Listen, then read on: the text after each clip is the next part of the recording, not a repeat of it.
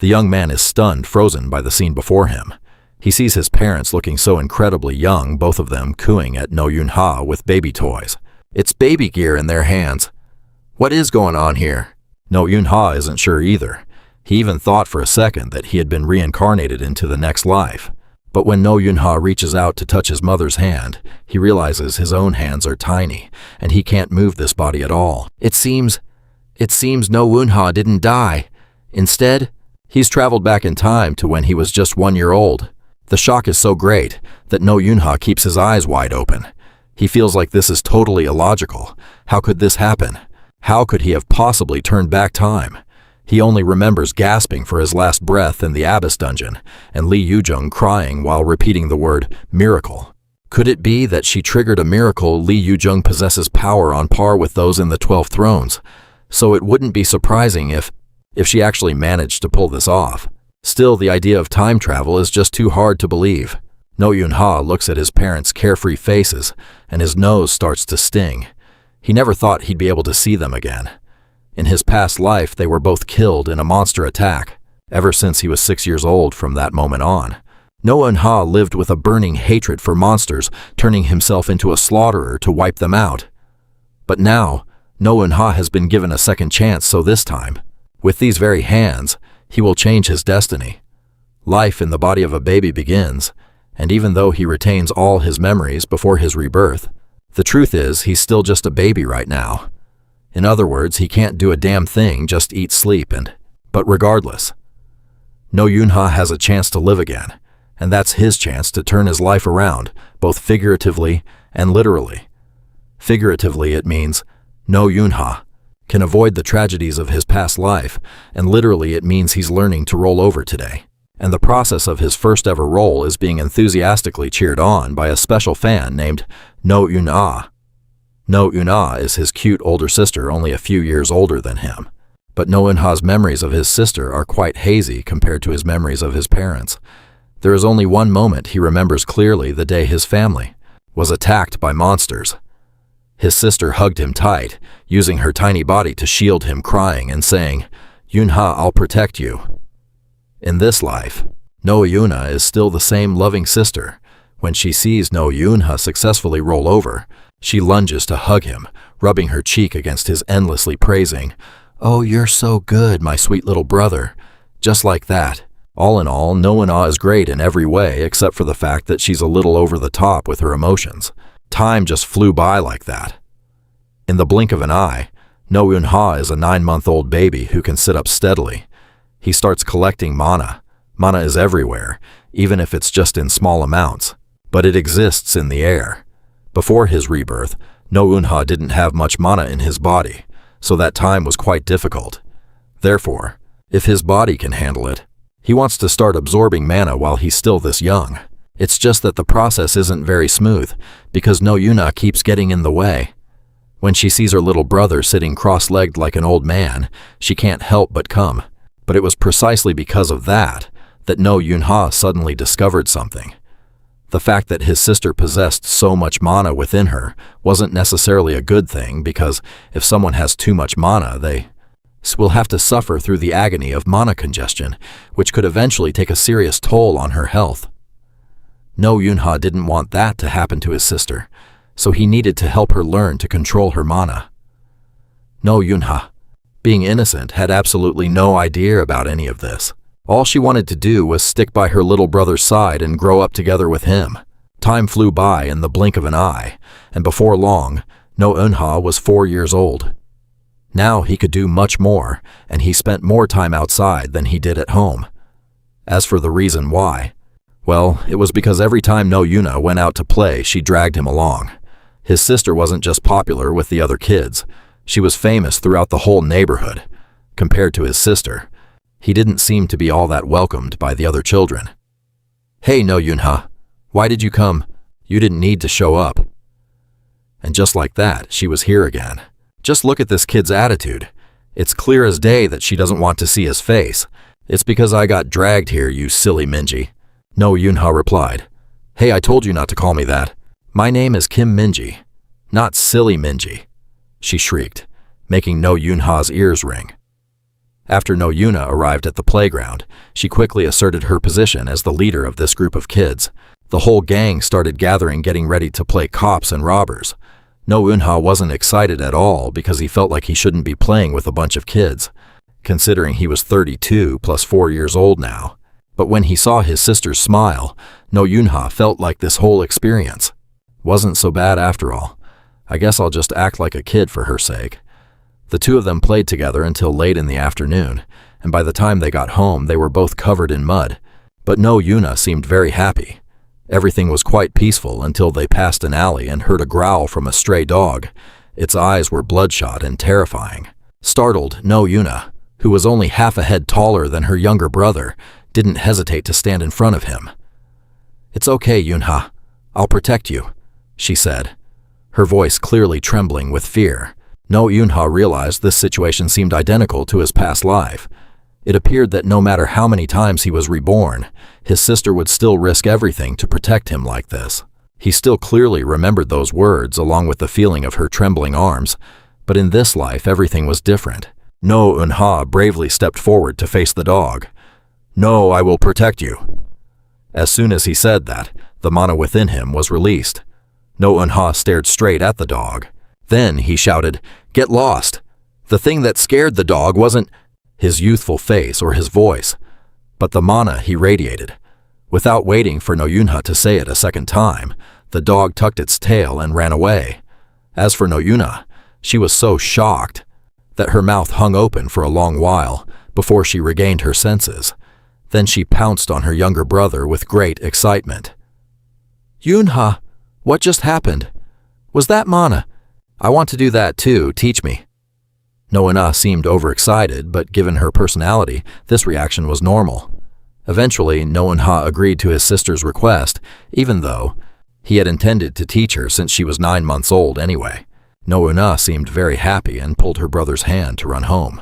No Yunha had always wanted to protect his sister's smile, and to do that he had to prevent the family tragedy where they were slaughtered when he was 6 years old to change that horrific future. No Yunha swore that he would do anything. So after returning home, he started becoming a private tutor for his sister and taught her how to control the mana in her body from the smallest steps. But this was quite difficult for her. No Yuna failing repeatedly made No Yunha feel that this world was truly unfair. His sister was born with the blessing of mana but lacked the talent to control it, while he didn't have much natural mana, but was very skilled at manipulating his own. The good thing is that No Yuna was a persistent person, since childhood failing many times didn't make her give up. "Just you wait and see. I'll definitely be able to do it. Persistence is a plus, but impatience is a minus." The exercise. No Yunha set for his sister was to use mana to keep a spinning top balanced, but because she was too impatient, she used too much mana, causing the top to fly wildly out of control. Up until that time, their family was still very peaceful and happy. One evening, when the whole family was watching TV together, No Yunha's mother mentioned that next year he would be 6 years old, so it was time to go to kindergarten. "I don't want to," No Yunha pouted in response. "No, you promised Mom, remember? It was true that before." No Yunha had whined so much that his mother let him skip kindergarten since he was small, but in the end he had promised his mother that when he turned 6 he would start school. No Yunha couldn't believe that he, a person who had lived for nearly 40 years over 2 lifetimes, was about to have to endure those constantly crying and annoying little kids. Just thinking about it made him feel tired. Coincidentally, today was also the last day of the year. On TV, the New Year's Eve program was being broadcast live. According to the MC, the moment of entering the new year was also the second, that Korea would create a new history for humanity. The screen changed to a female reporter sitting on a plane. She said that they were currently flying over the Yongmyo Shrine area. It was the place where their ancestors, the kings and queens of the Joseon dynasty, rested. "A new page in Korean history is about to be turned, ladies and gentlemen." No Yunha felt the female MC's voice make his head buzz a little. A new page, huh? It seemed they had expected too much. After humanity learned how to use mana, everyone was always busy mastering it. Therefore, they did not realize that because mana was concentrated in one place, monsters had also started to be produced. In the year 1999, before the 21st century began, that horrific event occurred that was later referred to by people as the end of a century. Monsters escaped and began the slaughter everywhere. Because of this, Korea lost 30% of its population. Only then did humanity truly understand fear. From then on, people had to live in constant dread, fearing that monsters could appear at any time. In the blink of an eye, the existing government and laws lost their inherent power because only strength could defeat monsters, or in other words, only mana could establish a new order for the world. True power in Korea after that only lay in the hands of the wealthy, or what was known as the chaebol class, and players with mana as rich as No Ha was in his past life. It was also because of the appearance of this new group of powerful people that the current government was replaced, but until the situation stabilized, there were many casualties. People lost contact with each other. Therefore, in remote areas, people had no choice but to sit and wait for the monsters to come and slaughter them. But in that land of Korea, filled with despair, a ray of light shone through. That was the goddess Lim Ga-eun. At this moment, Lim Ga-eun's face had already appeared on the TV. She used to be a famous actress and had now become the first-generation goddess protecting Korea. The reason Lim Ga-eun could become a goddess was that she possessed the ability to prevent mana explosions as well as the ability to disperse it. That ability was given the name White Grace, while all players guarding the temples would become the swords protecting the country, known by the title, the 12 Thrones. In name, players were managed by the Mana Management Association, but most of those who were truly strong would create their own guilds and operate there. As a person possessing a rare gift of destiny that helped prevent monsters as well as control Korean public opinion, Lim Ga-eun became the first player to hold the title of the 12 Thrones. After that, the remaining names also appeared one by one. Players who both possessed the title of the 12 Thrones and belonged to guilds began to utilize both the power of the Mana Management Association and the power of their own guilds to gather strength. From there, they ruled over all other players. At this moment, Lim Ga-eun, dressed in traditional attire with stunning makeup, stands before a magical orb placed in front of the temple, her expression deeply solemn as she invokes the gods. "Deities of the heavens and the earth, please grant us the power to protect this land." As she finished her plea, an incredibly dazzling blue light erupted from the orb. That light quickly spread, engulfing the entire city, and soon the whole country. The camera pans back to the female MC sitting in the news helicopter. Thanks to the high-angle shot, the magical blue light looks even more impressive. Ladies and gentlemen, a protective barrier has just been cast before our very eyes. This hemispherical shield can neutralize mana explosions. It is now covering the entire Seoul skyline. No Yuna is so excited she runs to the balcony to see, and No Yunha follows his older sister. The sight before them is truly breathtaking. Even though it is nighttime, the sky is bathed in a shimmering blue light, completely different from the glow of electric lights. No Yunha's parents are both looking up at the sky. Then they clasp their hands together and begin to pray. "Now we can finally live in peace. Thank you, goddess." Countless other families are just like them, standing on their balconies in prayer. No Yuna mimics her parents by clasping her hands and doesn't forget to make her younger brother do the same. But he knows full well that praying is useless, because in this world there are no gods. He clearly remembers his past life. When the world was destroyed, all the gods perished as well. The blue light in the sky gradually fades while No Yuna, standing beside him, is still focused on her prayer. "I beg of you, goddess, please grant our family the chance to live happily together." No Yunha watches his sister intently, then smiles. Afterward, he also clasps his hands, sincerely begging the goddess for time, so that in this life he can truly live happily. In the blink of an eye, another year passes. No Yunha is now 6 years old, and the event that will cause him to lose his family forever is drawing near. In the end, No Yunha cannot escape the fate of going to kindergarten. On his first day, he is greeted enthusiastically by his teacher, Mr. Tazo, and the first activity is always introducing yourself. No Yunha stands on the podium, looking at the kids below, feeling deeply repulsed. "Hello, my name is No Yunha. I'm 6 years old. Let's play together later."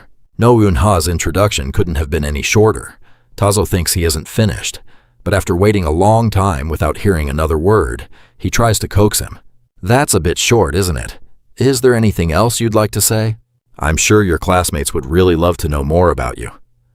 No Yunha, however, does not.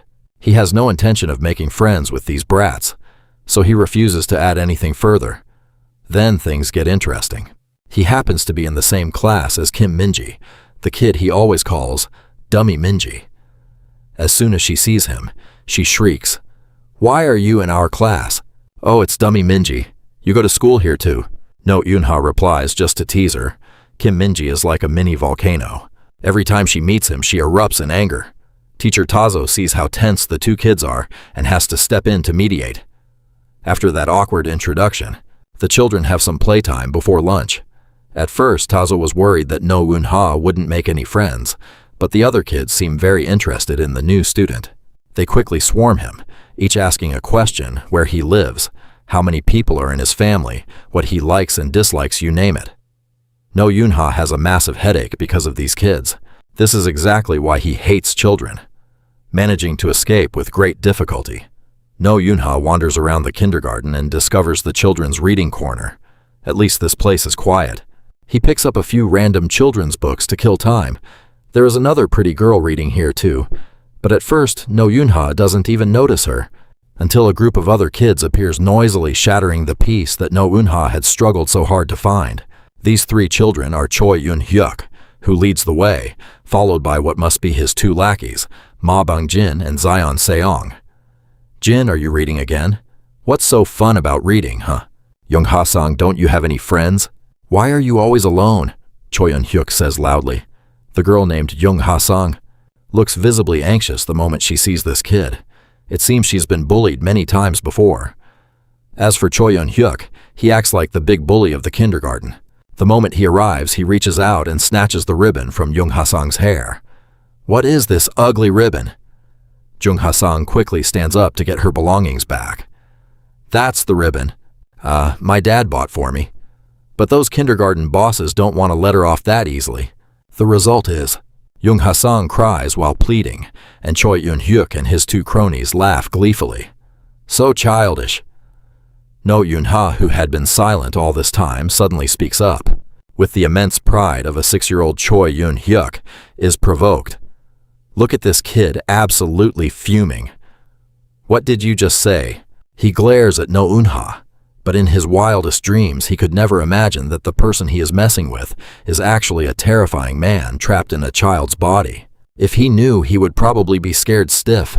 No Eun-ha slowly stands up and walks over to Choi Yun-hyuk. "I said you're acting like a child. Do you find that fun or something?" Choi Yun-hyuk is furious.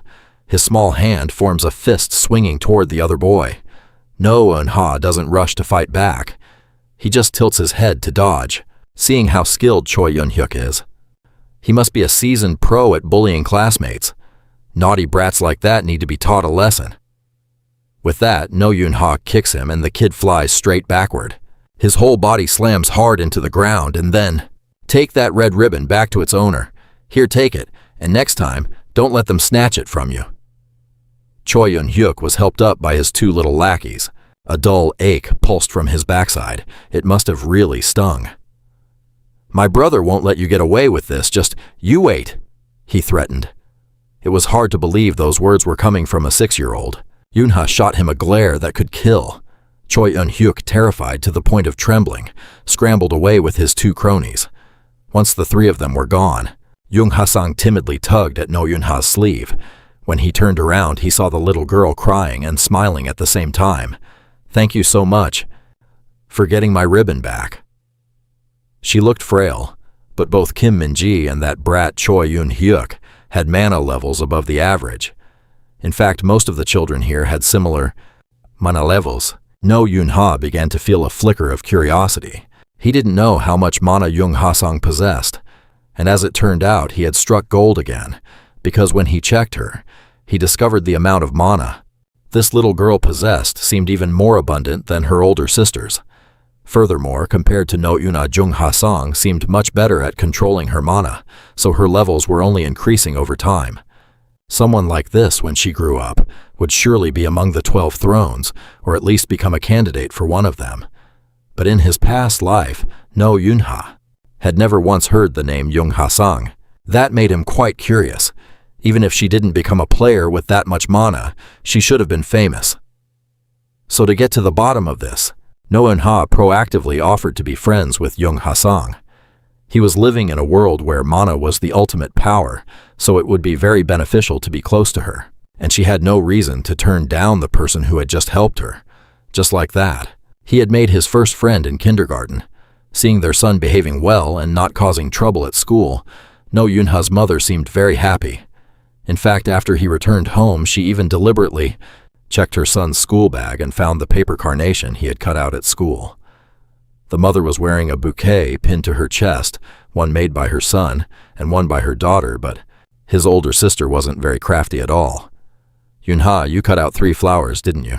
One for Dad, one for Mom, and one for Grandma, right?" his mother asked, suddenly making No Yunha's eyes light up with anticipation. After a moment, No Yunha managed to reply with difficulty that the 3rd flower was indeed for her. In his past life, elementary school students were also taught to fold carnations for Parents' Day, but back then No Yunha had already lost both his parents. Even so, he still had to make one and stuff that ugly flower into his bag. And then his grandmother, who always packed his bag for him every day, would take it out and decorate the entryway with it so lovingly. Every year after that, No Yunha would fold a carnation, but he never gave it to her because he thought that if he gave her flowers, his longing for family and his hatred for monsters would fade. And No Yunha didn't allow that to happen. He wanted to live like a emotionless monster to get his revenge. Just like that his feelings for his grandmother were kept hidden away tightly until she passed away. That is why, in this life, telling her he loves her is one of the things No Yunha absolutely must do. The fateful day was drawing closer. On May 4th of that year, the Tiannu government opened restricted roads so citizens could go visit relatives during Family Month. To prepare for the potential appearance of monsters on the road, they hired many teams of players. But because a crack in a monster with destructive power suddenly appeared, there were more casualties than expected. And No Yunha's family on their way to visit his grandmother was caught in this tragedy. In this life, it seemed as if everything was going according to a similar script when No Yunha's father returned from the company and suggested that they should go visit his grandmother tomorrow. But No Yunha could not let that happen. Absolutely not. To be specific, it was No Yunha's maternal grandmother. Since his father was an orphan, the only grandmother he had was on his mother's side. In his past life, he had grown up with her after his whole family was killed, when his emotions had hardened and he lived like a failure. It was his grandmother who had cared for him through everything until the day she died. No Yunha's father seemed excited. They hadn't been able to visit her for a long time because the outskirts of Seoul were quite dangerous. But this year, the government had maintained the roads and promised that everything was under their control, so everyone felt at ease, including No Yunha's parents. Only he knew about the impending tragedy. "Can we visit Grandma another time?" he asked, making the suggestion with difficulty. His parents felt confused because clearly No Yunha had just made a carnation to give to her earlier. "Yes, I want to see Grandma too. But can't we go another day instead of tomorrow?" This was harder than No Yunha had ever imagined, because after all, he was still just a child right now. His words didn't have much weight. But he had to act like a child to keep his parents from getting suspicious. If he pushed too hard to stop them from going tomorrow, it might make his parents suspicious. So No Yunha tried his best to put on his most genuine, childish expression. "Since it's almost Children's Day, I want to go to the amusement park and ride the Viking ship.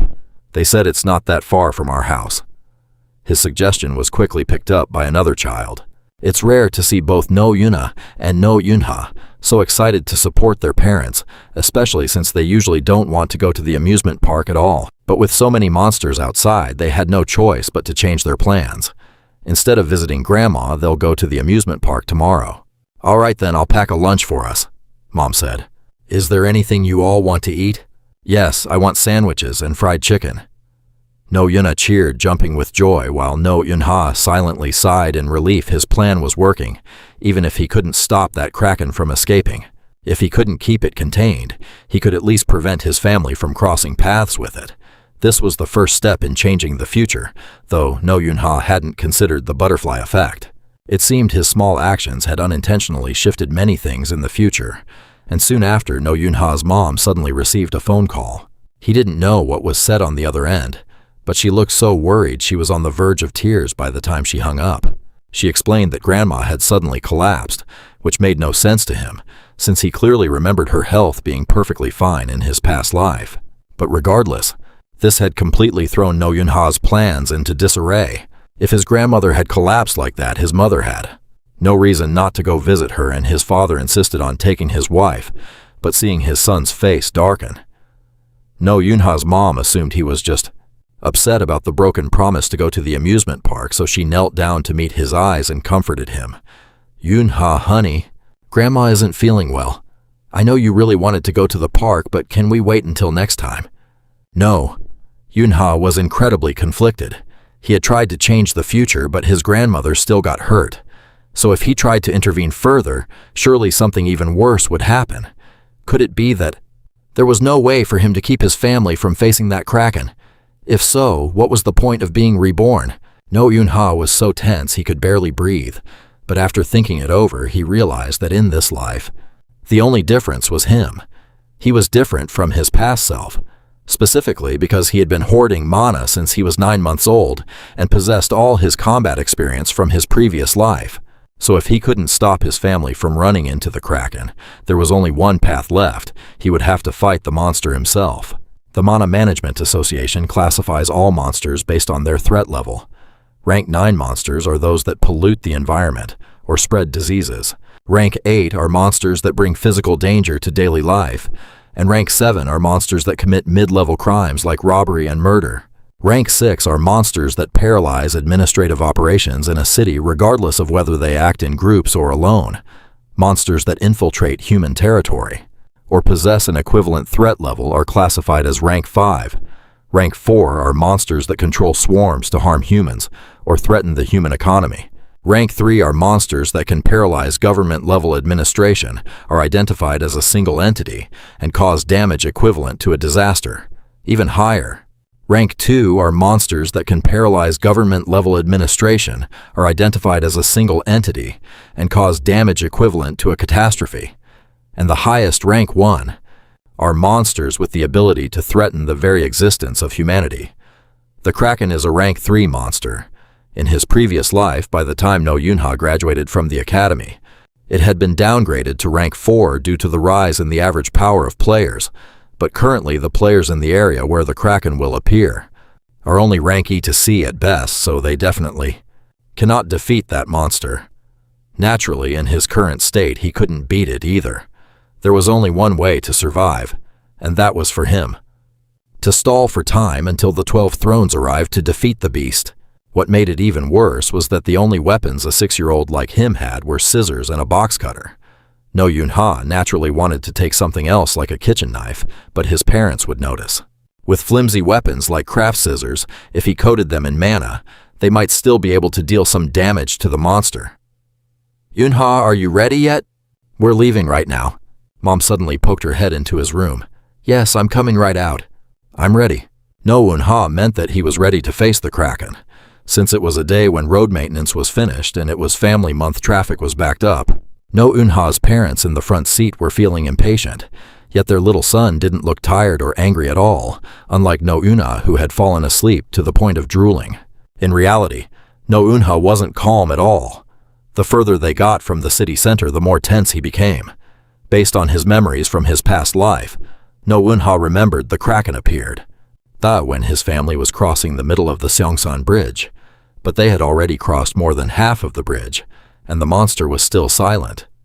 Could it be that the future had changed again?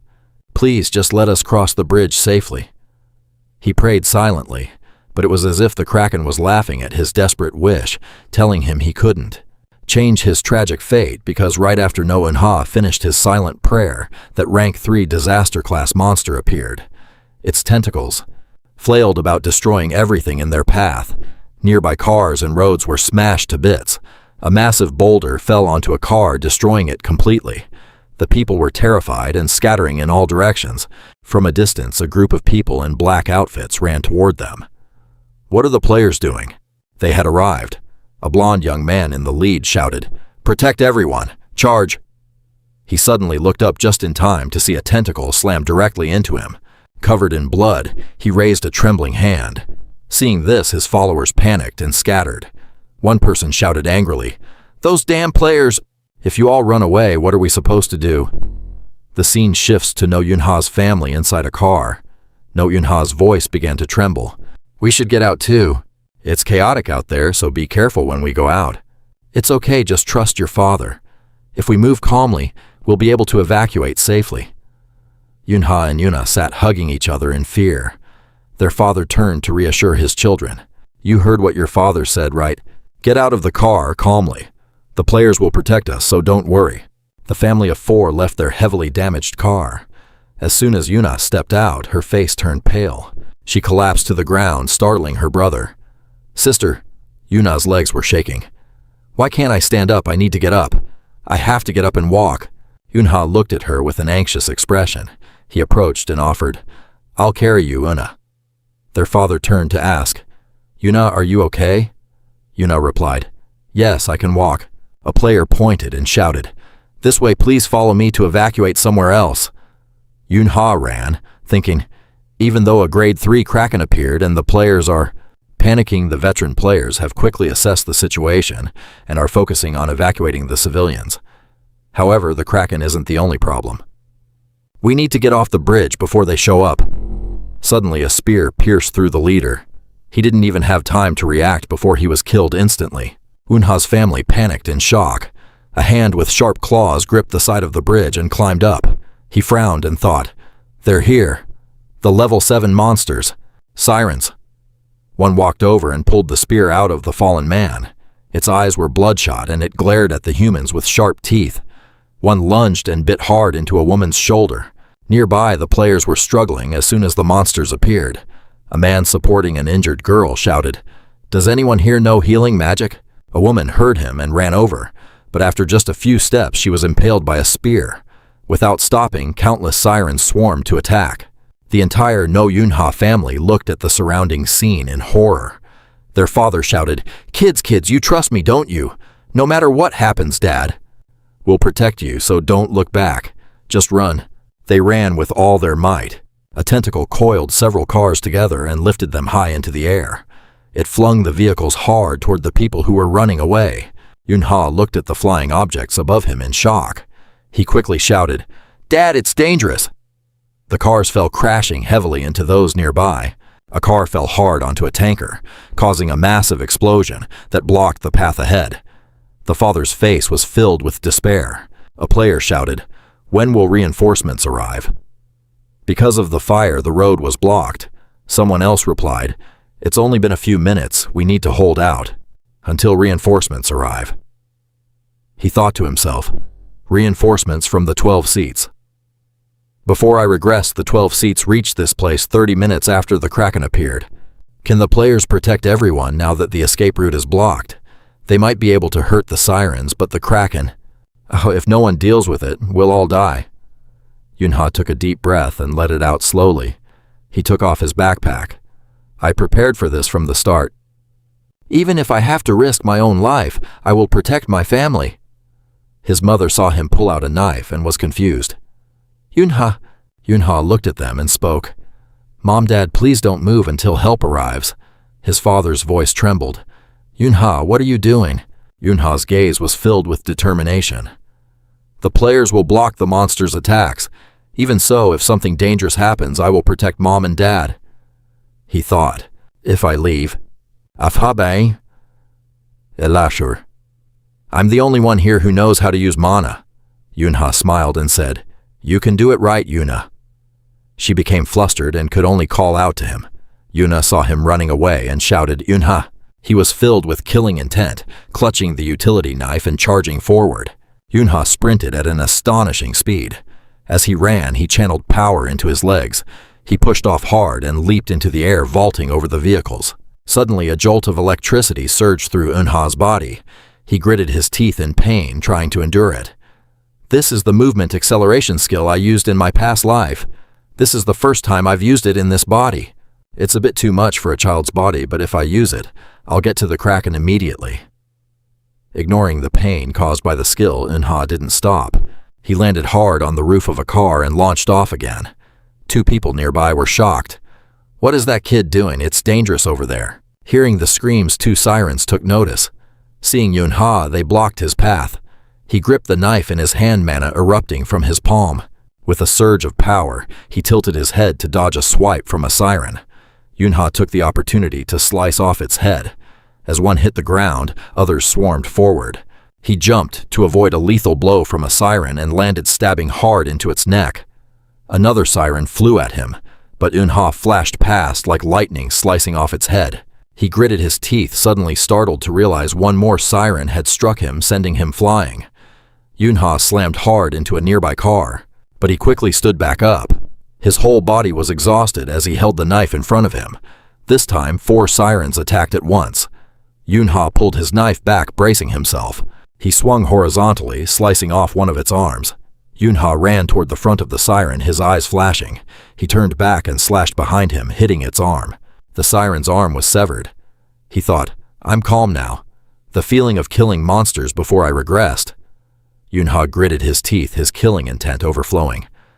Now, I'll return to being the undefeated one. He roared with fierce energy. Countless slashes were unleashed at once, and all the sirens were struck down. He landed on the ground. Another lurker hidden under the car opened its maw. Eunha nimbly jumped up to dodge its bite, then quickly descended, stabbing deep into its head. Behind him, another one was closing in. He threw his spear, but Eunha spotted it and lunged forward with a powerful swing, slicing the lurker in 2. However, his box cutter, because of that, broke into several pieces. Damn it, I can't take this anymore. He spat, tossing it aside. Eunha pulled out his backup scissors. He snapped them in half to make 2 small blades. Eunha used his acceleration skill and dashed forward, stopping on top of a car. Right in front of him was the massive tentacled monster. He took a defensive stance, ready to strike. I'll fight with these. A tentacle rose high into the air, grabbing cars to use as weapons. Eunha used his acceleration skill to dash away and dodge, stepping right onto the tentacle. Using the tentacle as a path, Eunha sprinted up. As he got close, he leaped high into the air. He could see the monster's terrifying face clearly now. Eunha plunged both blades into it and slid down. He left a long, deep gash behind. Eunha pulled out one blade and used all his strength to stab again. From afar, another tentacle was closing in fast. He let go and dropped to avoid the attack. Eunha landed on the ground without a scratch. He looked at the mangled scissors, thinking, one blade is ruined. Without hesitation, Eunha tossed it away. He channeled all his power into the remaining blade. Is this all I have left?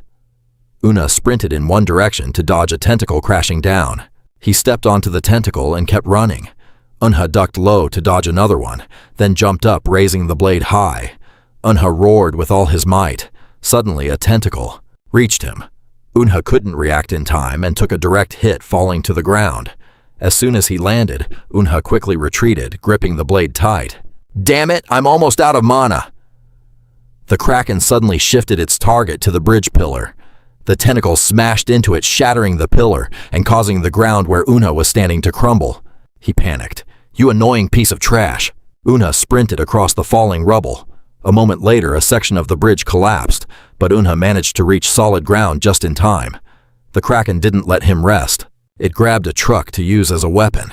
Under the force of its grip, the truck began to crack apart. The Kraken threw the truck with incredible force. Eunha was completely exhausted. He gathered his remaining strength and shouted, "Take this, you mutt!"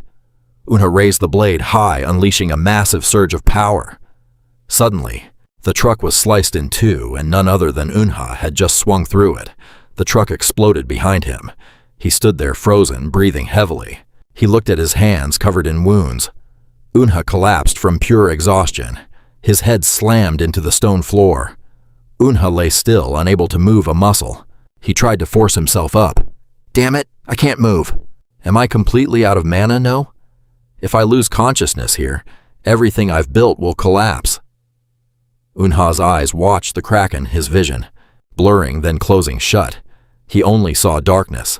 Suddenly, he punched the ground hard. Unha used his last ounce of willpower to stay awake. No way! Is this how I end? I want to live? I want to live happily with my family in this life. A tentacle rose high, gaining momentum. It lunged at him with full speed. Unha trembled. I don't want to die here. Suddenly, a pair of arms reached out from behind him. Yuna hugged him tightly and screamed, "Don't you dare hurt my younger brother!" A massive burst of energy erupted from her body. It formed a barrier that blocked the Kraken's attack. The lurkers standing nearby were instantly vaporized by Yuna's energy light. A pillar of light shot straight into the sky. Yunha was stunned. No way! This is a miracle. A talent that can restructure the world by changing its laws. Before he regressed, Yunha knew of only 4 people said to possess the miracle talent. The only person he could trust with everything was his colleague, Li Yujun. After Yunha saw the massive amount of mana Yuna possessed, he thought, What if she has the miracle talent? Yuna hugged him close, reassuring him, "You're safe now, Yunha."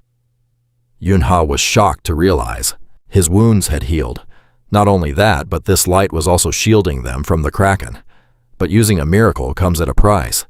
Those who possess the miracle must pay a heavy cost to restructure the world.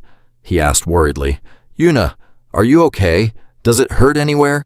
She smiled and replied, "I'm fine, really." But suddenly, Yuna collapsed. "I'm just so sleepy." Saying that, she fainted in Unha's arms. A light glowed in the center of Yuna's chest. He looked at her and smiled faintly. "She has only a little mana left, just enough to keep her alive. Is her mana the price she had to pay?" Unha laid Yuna down on the ground and whispered, "Sleep well. Leave the rest to me." Yunha's eyes filled with killing intent. He unleashed his own mana. The tentacles attacked once again. The Kraken's eyes turned blood red. He laughed coldly. "So you've finally opened your eyes, have you? You've decided she's your enemy, then." It swung its tentacle with all its might, but with a powerful clash, a strange fluid sprayed out, and the tentacle was wounded. "You don't stand a chance of even touching her." This time, Yunha didn't back down. He fought head-on. He slashed sideways, cutting off 2 tentacles. New mana was surging back. "I can't destroy the Kraken right now, but the future has changed.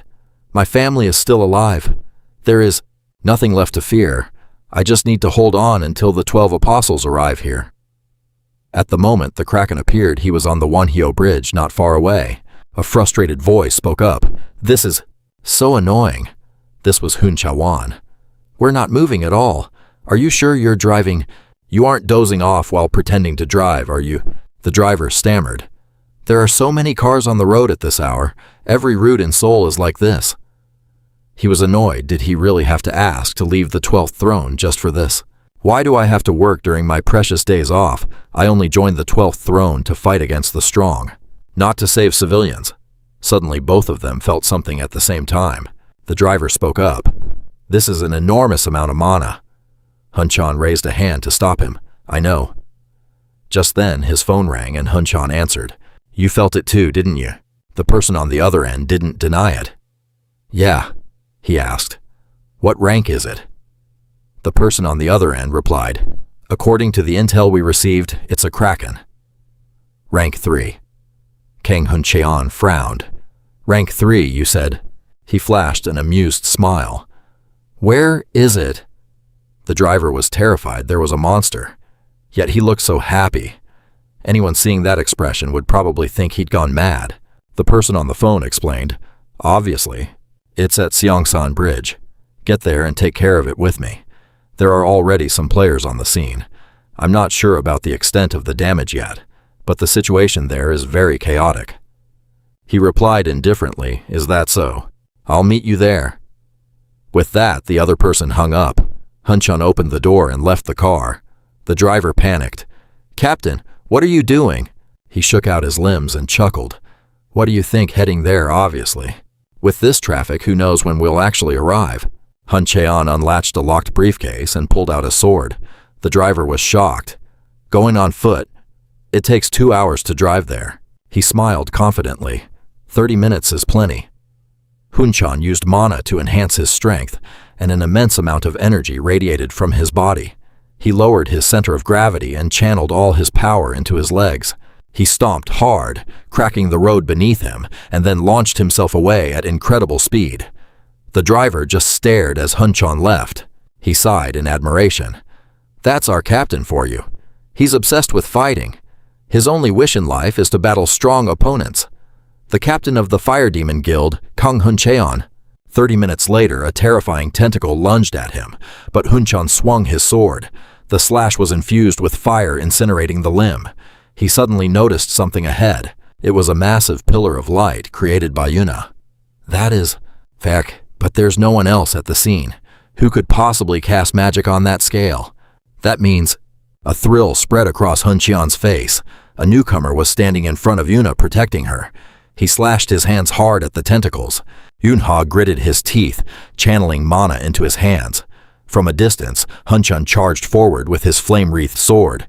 He swung hard, severing the tentacle attacking Yunha. Yunha looked up, seeing that he breathed a sigh of relief. They're here. After the attack, Huncheon landed on the ground. 12th Throne Fire Demon, Huncheon! The tentacle he had severed was burning relentlessly. The kraken writhed in agony. It began to sink back into the sea to escape. The massive kraken disappeared in an instant. His pyrokinesis allowed him to control fire at will. That was the very reason he was called the Fire Demon. Huncheon turned around. He was surprised to see Yunha. Are there really just 2 kids here? I can see the mana flow around the little girl. Did these kids cast that magic from before? The girl must have passed out from using all her mana, and the boy was protecting her from the kraken. These kids are strong. It'll be interesting to see what they become when they grow up to be players. Huncheon spoke up. No need to worry. I'm not going to fight you kids, at least not yet. Yunha's eyes were filled with wariness as he looked at him. Huncheon raised his sword high and shouted, There's only one reason I'm here to chop this kraken to pieces. Get back, kid. It's getting ready to surface. Just as Huncheon said it was rising again, before the regression, Hunchan chuckled. So you're the immortal, huh? You've been famous lately, kid. Yunha looked at him with cold eyes.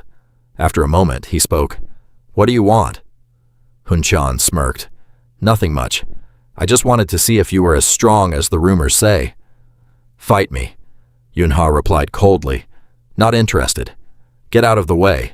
Huncheon blocked him. I don't want to. You're not going anywhere until you fight me. Yunha let out an exhausted sigh and drew his sword. Don't regret this. Huncheon pulled out his own flaming blade. Both of them poured all their strength into their charge. Back in the present, Yunha looked at his back, the fire demon Kang Huncheon. Before the regression, he always threw himself into fights against me. I never once defeated him. The more we fought, the stronger he got. He really is a monster born to fight. Huncheon shouted angrily. You bastard! Why won't you show yourself? Are you scared just because you got a little burned? No sooner had he finished speaking than a tentacle destroyed the bridge pillar where the 3 of them were standing. The ground shook and started to collapse. He gritted his teeth. Damn it, it's destroying the bridge supports. Huncheon looked at Yunha, thinking, I can't fight and protect these kids at the same time. Suddenly, a staff slammed into the ground. 2 bridge pillars created by magic appeared. Seeing this, Hunchan gave a cold laugh. Just in time, mother. Above them, a helicopter arrived. The 12th Throne Mother Park Harin. I already told you not to call me that. I'm not that old, you know. What kind of mother am I anyway? Honestly, you could have just arrived here by helicopter. Honestly, you could have just come here by helicopter, you know. Who runs all the way to Songsan Bridge? Just getting to Seoul is enough, isn't it? Park Haerin sighed. All right. You're always right. The rescue team will be here any second. The rescue operation is starting soon. Focus on taking out the kraken with her power. Huncheon can get a boost. He looked annoyed. Do I really need a boost? Haerin barked. Shut up. You're getting a boost, so stop complaining. Huncheon raised his voice. Fine, I'll leave the brats to you. She turned her attention to Yunha and Yuna. As Haerin gave him a boost, Huncheon furrowed his brow. Got it. Beneath the water, the stillness began to stir. The kraken rose to the surface once again. It lashed out with terrifying tentacles. Huncheon charged forward, laughing loudly. "Finally, you show your face!" He sprinted to the edge of the bridge and leaped, crashing into the sea with a massive explosion. Beneath the surface, a faint glow appeared. It was Huncheon's flame burning right underwater. His face broke the surface. His entire body was engulfed in flames.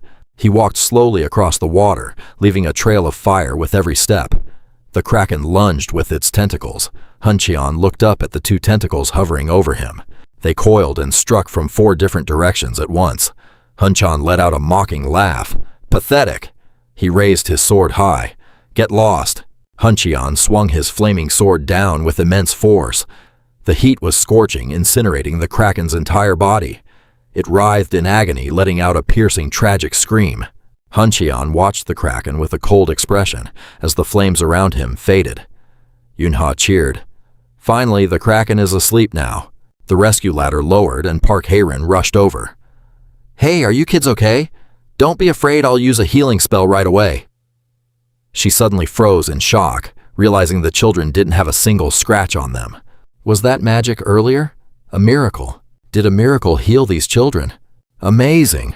To witness a miracle like this. Park Hae-rin couldn't suppress her curiosity and reached out. Yunha's voice turned icy. "Don't." His eyes were filled with killing intent. "Don't touch her." Park Hae-rin turned pale. Killing intent. How can a child have such intense killing intent? She couldn't help but ask, Who are you?" Just then, the helicopter arrived. Park Hae-rin spoke up. "The rescue team is here. Let's get you to the hospital first." He picked up Yunha and looked up. At 5 o'clock this evening, a giant octopus suddenly appeared on Seongsan Bridge, causing many casualties. Rescue efforts have been underway for some time. The goddess administration has issued a statement regarding this tragedy. Yunha sat blankly on the hospital bed listening to the news. His face fell, looking deeply saddened. Seeing Yuna still unconscious, he recalled that she was suffering from total exhaustion. "Mana?" "Because she doesn't have enough mana in her system. She'll recover after a dose of mana, so you don't need to worry too much." A small smile touched his lips. "It's all over now. Nobody died. I changed the future." Suddenly, a voice startled him. "Yunha no Yunha." He turned to see who was calling. It was none other than Yunha's parents. Seeing him, the two of them teared up as if about to cry. He broke into a cold sweat. "I'm screwed." Yunha hung his head, not daring to face them. "No, Yunha," his mother cried out. "Are you hurt anywhere?" He avoided her gaze and stammered, No, I'm not." "Dad," Yunha started. "What about Yuna?"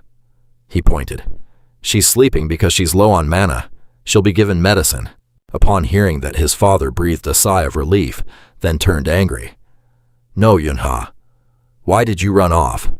Why didn't you listen to your father?" He shrank back, only able to bow his head. "I'm sorry," Yunha thought to himself. "Sorry, what am I sorry for? My family survived. This is the best outcome for me. Since everyone survived, I don't feel guilty at all." He slowly looked up, and Yunha froze, his eyes widening in shock. Ahead of him were eyes filled with the terror of having almost lost him. His mother was the same. Her eyes looked like they were about to burst into tears. Yunha frowned, not understanding what was happening. They didn't care about the outcome. They wanted to know why. "I risked my life running toward that giant octopus. I understand how terrifying it is to lose your family, but I only did what I wanted to do without caring about their feelings. So," he stammered, trying to get the words out. "I'm sorry. I was wrong. I won't do it again." As he spoke, Yunha started to cry. A warm hand reached out. No, Yunha's mother smiled and spoke. "Come here." He ran into her arms and hugged her. His father hugged them both from behind. "Don't ever do that again, okay? Do you know how worried your mother and I were?" Tears flowed endlessly down his face. "Yes, I understand. I don't need to fight monsters anymore. Now I can live like a child. Perhaps that's what my parents wanted for me." The next morning, at the hospital where his family was staying, No Yunha's father spoke up, giving instructions. "Mom and I are going to handle the discharge papers for Yuna, so just sit here and wait for us, all right?" He answered happily, "Yes.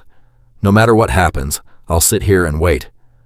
Yunha thought to himself, "After this, the trust my parents have in me must be at rock bottom, so I'm just going to sit here like this." Yuna was still sleeping on the bed, not yet awake. He sat by the hospital bed. Yunha popped a snack into his mouth, his face flushed with happiness. "So good." Yunha turned, then realized it was all gone. "It must be because I use so much power, but I'm still craving sweets." Just as he finished his thought, someone handed him a cookie. "Eat this, kid." He happily accepted it. "Oh, thank you." Seeing Hunchan standing in front of him, Yunha froze, his face filled with surprise. Hunchan unwrapped the cookie and said, "What, you don't like chocolate chip cookies?" Hunchan held the cookie out to his mouth. Yunha took a bite, thinking to himself, "Is this guy about to kick the bucket?" She held a snack up to his mouth. Yunha bit down on it, thinking to himself, "Is he about to kick the bucket? He doesn't look like he's about to kick the bucket at all. He should be going insane by now. No, he's been insane from the start." Hunchan let out a dry laugh. "How old are you, kid?" He answered calmly, "I'm 6. Hunchan crossed his arms. "So young." And your sister, Yunha, replied, "She's 10. Hunchan asked, "What's her name?" He frowned, suspicious. "Why do you want her name?" Hunchan pointed a finger. "Not hers, kid. Yours. What's your name?" Yunha was a bit wary, but answered, "No, Yunha." Hunchan made an offer. "No, Yunha. Do you want to join the academy? I'll nominate you." He shivered, thinking, "This bastard. Does he want to put me in the academy and turn me into a fighter to use when I grow up? Is he raising others to fight for him because he doesn't have any rivals left?" Hunchan stood up and said, "Well, you're still young, so take your time and think about it." "No, Yunha." As he walked out, Park Hye-rin was already waiting. She spoke up. "Are you just going to leave like that?" That was definitely magic, the kind of magic that hasn't appeared in Korea for a long time. Hunchan picked at his ear and replied, "I don't care if it's magic or not. The only problem is whether or not it's strong enough." "Enough!" Park Hye-rin shouted angrily. "You battle-obsessed idiot!" He retorted, "I'm not an idiot. I'm older than you for one thing. Now that you've become one of the 10 throne seats, you should watch your tongue. Besides, if magic is such a rare power as you say, that kid will draw the attention of the entire world. If we announce it, that girl will never be able to live a normal life again. You don't want that, do you?" She stammered. "That," Hunchan pointed his finger. "If you understand, then stay out of this. Just go to a cafe and have some sweets." Park Hye-rin, imagining sweet pastries, looked pale. "Are you insane?" He frowned. "Didn't I tell you to watch your mouth? I just wanted some sweets because I used up a bit of my energy." A day after the giant octopus disappeared, we arrived at Grandma's house. Stepping out of the car, No Eun-ha's mother spoke up. Mom, why are you out here? Mom, you're not fully recovered yet." No Eun-ha's grandmother smiled. "I missed you all so much, that's why I came out. I also wanted to see my grandchild." Looking into the car, she realized, "Oh my, it looks like they're exhausted. Good sleep well, my grandchild." That night, Eun-ha drifted into consciousness. He was still feeling tired when he noticed that Yuna, his sister, was sleeping right on top of him. Eun-ha sat up and sighed. How bad is her sleeping habit exactly? Suddenly, he noticed his mother was sleeping the exact same way opposite them. Eun-ha's mouth twitched. Does she have the same sleeping habit as Mom? He gently covered Yuna with a blanket. He slowly stepped outside without waking them up. Sitting alone at the large table in the yard, Eun-ha looked at his hands and thought to himself, "My mana has increased." His eyes narrowed. Is it because of the ability? My ability before reincarnation was Frenzy. With that ability, the more mana I use, the stronger my physical state and magical power become. However, just like the name suggests, the more mana I use, the easier it is to lose my reasoning and fall into madness. Eun-ha fell into deep thought. But I didn't lose my consciousness at that time. It would be the ultimate ability if it didn't come with that penalty, or cause me to lose my mind. Do I not understand the true nature of frenzy? Suddenly, No Eun-ha's grandmother appeared beside him. Why are you still awake? He was surprised. Since when has she been here? I didn't even notice her arrival. Yunha scratched his head and replied, I slept too much in the car. She smiled gently. Is that so? No, Yunha's grandmother draped a warm blanket over him. But if you want to grow up to be an adult, you need to sleep more. Yunha pondered. That's what Grandma is like. When my mind is lost, she's still by my side. She waits for me to talk, regardless of whether it's a big problem or just my feelings or a small conversation, thinking that he asked, Why aren't you sleeping, Grandma? She smiled. Because you aren't either. Yunha looked away, embarrassed, thinking, I know. This is what I wanted to see. He felt like a child again. No, Yunha's grandmother spoke, Would you like some warm milk? He waved his hand. No, I'm okay. Suddenly, No-Eunha's mother appeared behind him with 3 glasses of hot milk. Really? Yunha was startled. Mom, since when were you here? She pointed at the glasses. So who's going to drink these? He took a glass and drank it obediently. No-Eunha's mother spoke up. But Mom, do you know how surprised I was when I heard the news? No-Eunha's grandmother replied.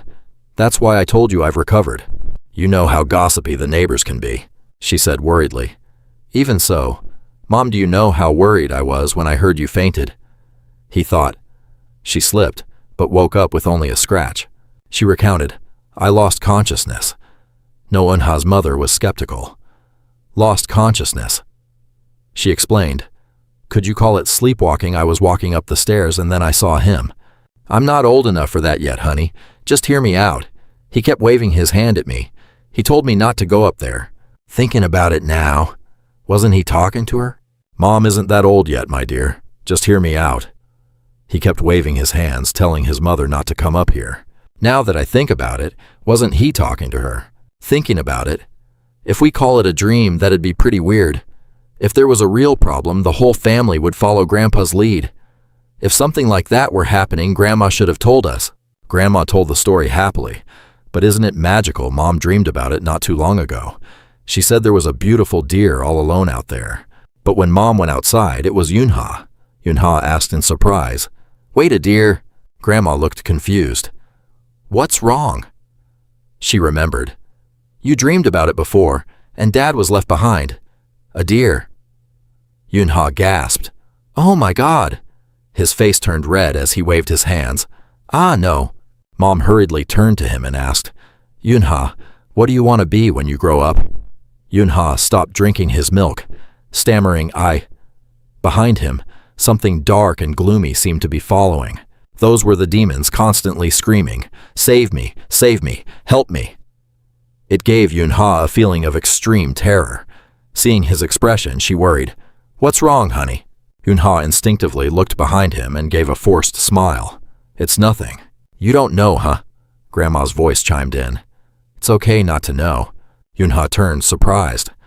You're still young, so just take it slow. Go through fun things and difficult things, make lots of friends, and then fight with them. Study play, and one day you'll know what you want. And if you still don't, then just live until you figure out what you want. Yunha broke into a cold sweat. Is Grandma telling me to just live my life to the fullest? Mom and Grandma hugged him together. She said, That's right. Time belongs to our Yunha. So Yunha, you can do whatever you want. That's right, you can do it. Yunha's name comes from the universe containing infinite potential. Yunha blushed. Is that what my name means? She looked at him with loving eyes. Mom will support you no matter what you do. Grandma added, Grandma will support you too. Suddenly, Yuna called out from inside the house. I want milk too. They laughed happily. Yuna, you're awake? Come here. Do you want the same milk Grandma is drinking? She smiled brightly. Yes, yes. Yunha watched them and smiled happily. While they were talking, he suddenly remembered. Yunha brought over some flowers. Grandma, here you go. Grandma was surprised. Oh, my thank you. I'll put it on the shoe cabinet to show it off. He thought putting it near the entrance means she wants to brag about it to the neighbors. She doesn't know about the truth, does she? I don't care whether she knows or not. Let's just make beautiful memories together in this life. Grandma, thank you for raising me.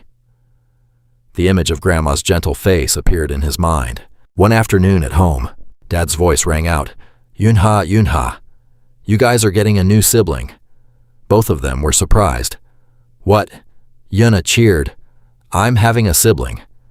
Mom and Dad replied, That's right. You're going to have a new baby brother or sister. Suddenly, Mom looked at Yunha and saw him trembling. She worriedly put a hand on his shoulder. Yunha looked up and cried loudly, Thank you, Mom. Thank you so much. This is the most wonderful thing since I was born. The most wonderful thing, Dad said sheepishly.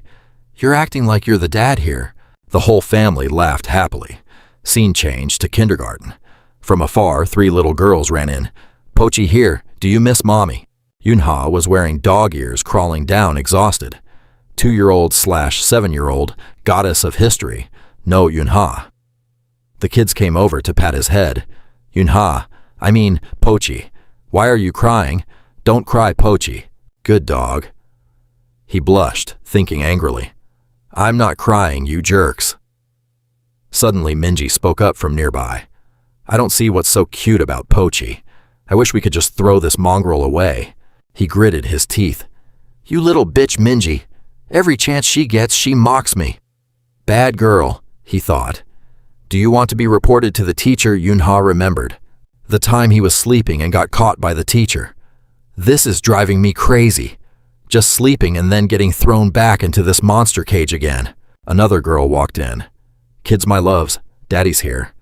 Taking advantage of the distraction, he quickly snuck away. Stepping outside, Unha took off the ears and sighed, exhausted. His eyes caught someone nearby, a little girl named Jung Harang, sitting alone reading a book. Yunha hid the ears and asked, What are you reading? She smiled. Sherlock Holmes. I've been addicted to it lately. He stroked his chin. Sherlock Holmes stories, huh? Sherlock and Professor Moriarty fall down the waterfall and die. Harang suddenly went pale. Wait, what? Yunha was startled. I accidentally spoiled it. She bowed her head as if about to cry. You're so mean, I haven't even finished reading it yet. He gave a forced smile. Sorry, but he comes back to life in The Return of Sherlock Holmes. As soon as he finished, tears fell from Harang's eyes. Yunha, you're so mean. He hurriedly left. Sorry, I'm really sorry. Yunha walked away, but his feet stopped at another place. A voice caught his attention. Nothing. Wasted more blood. That's so unfair. Hi. Damn it. Next time I'll take you down. A boy's gaze shifted to Yunha. I was just about to see who the strongest in class is. You came at the right time. The kids around started whispering about Yunha. Yunha and Yunhyuk are finally fighting who's the strongest. He smiled coldly. What are these kids watching on TV? The group started circling them. Yunhyuk drew his sword, pointing it at Yunha. One forest cannot have 2 tigers. I'll end our destiny right here. Picking up his sword, he was speechless. Are you for real? 2 kids behind cheered. Yunhyuk, take him down in 1 hit. That's right. Show him who's the strongest. The kids cheered. Yunha chuckled. A kid standing on the sidelines shouted, Go no Yunha. The girls were constantly swarming him, and Yunha thought to himself, Seriously, is that all you care about? Minji shouted at him. Go no Yunha. You looked pleased. At least I still have my neighbor, you thought. The little girl made a threatening gesture. You're toast, Yunha sighed. Oh right, this is really me, he thought, feeling a sudden wave of sadness. I have no one cheering for me. Yunha suddenly noticed Harang, but Harang burst into tears. I hate you. No, Yunha.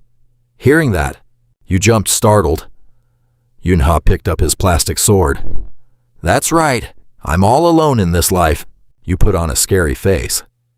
This is all your fault. Yunha imagined himself and Yunhyuk standing in the middle of an arena. The boy charged, shouting, Get in there, you monster. You stood there calmly as Yunhyuk approached. Yunha gently parried the boy's strike.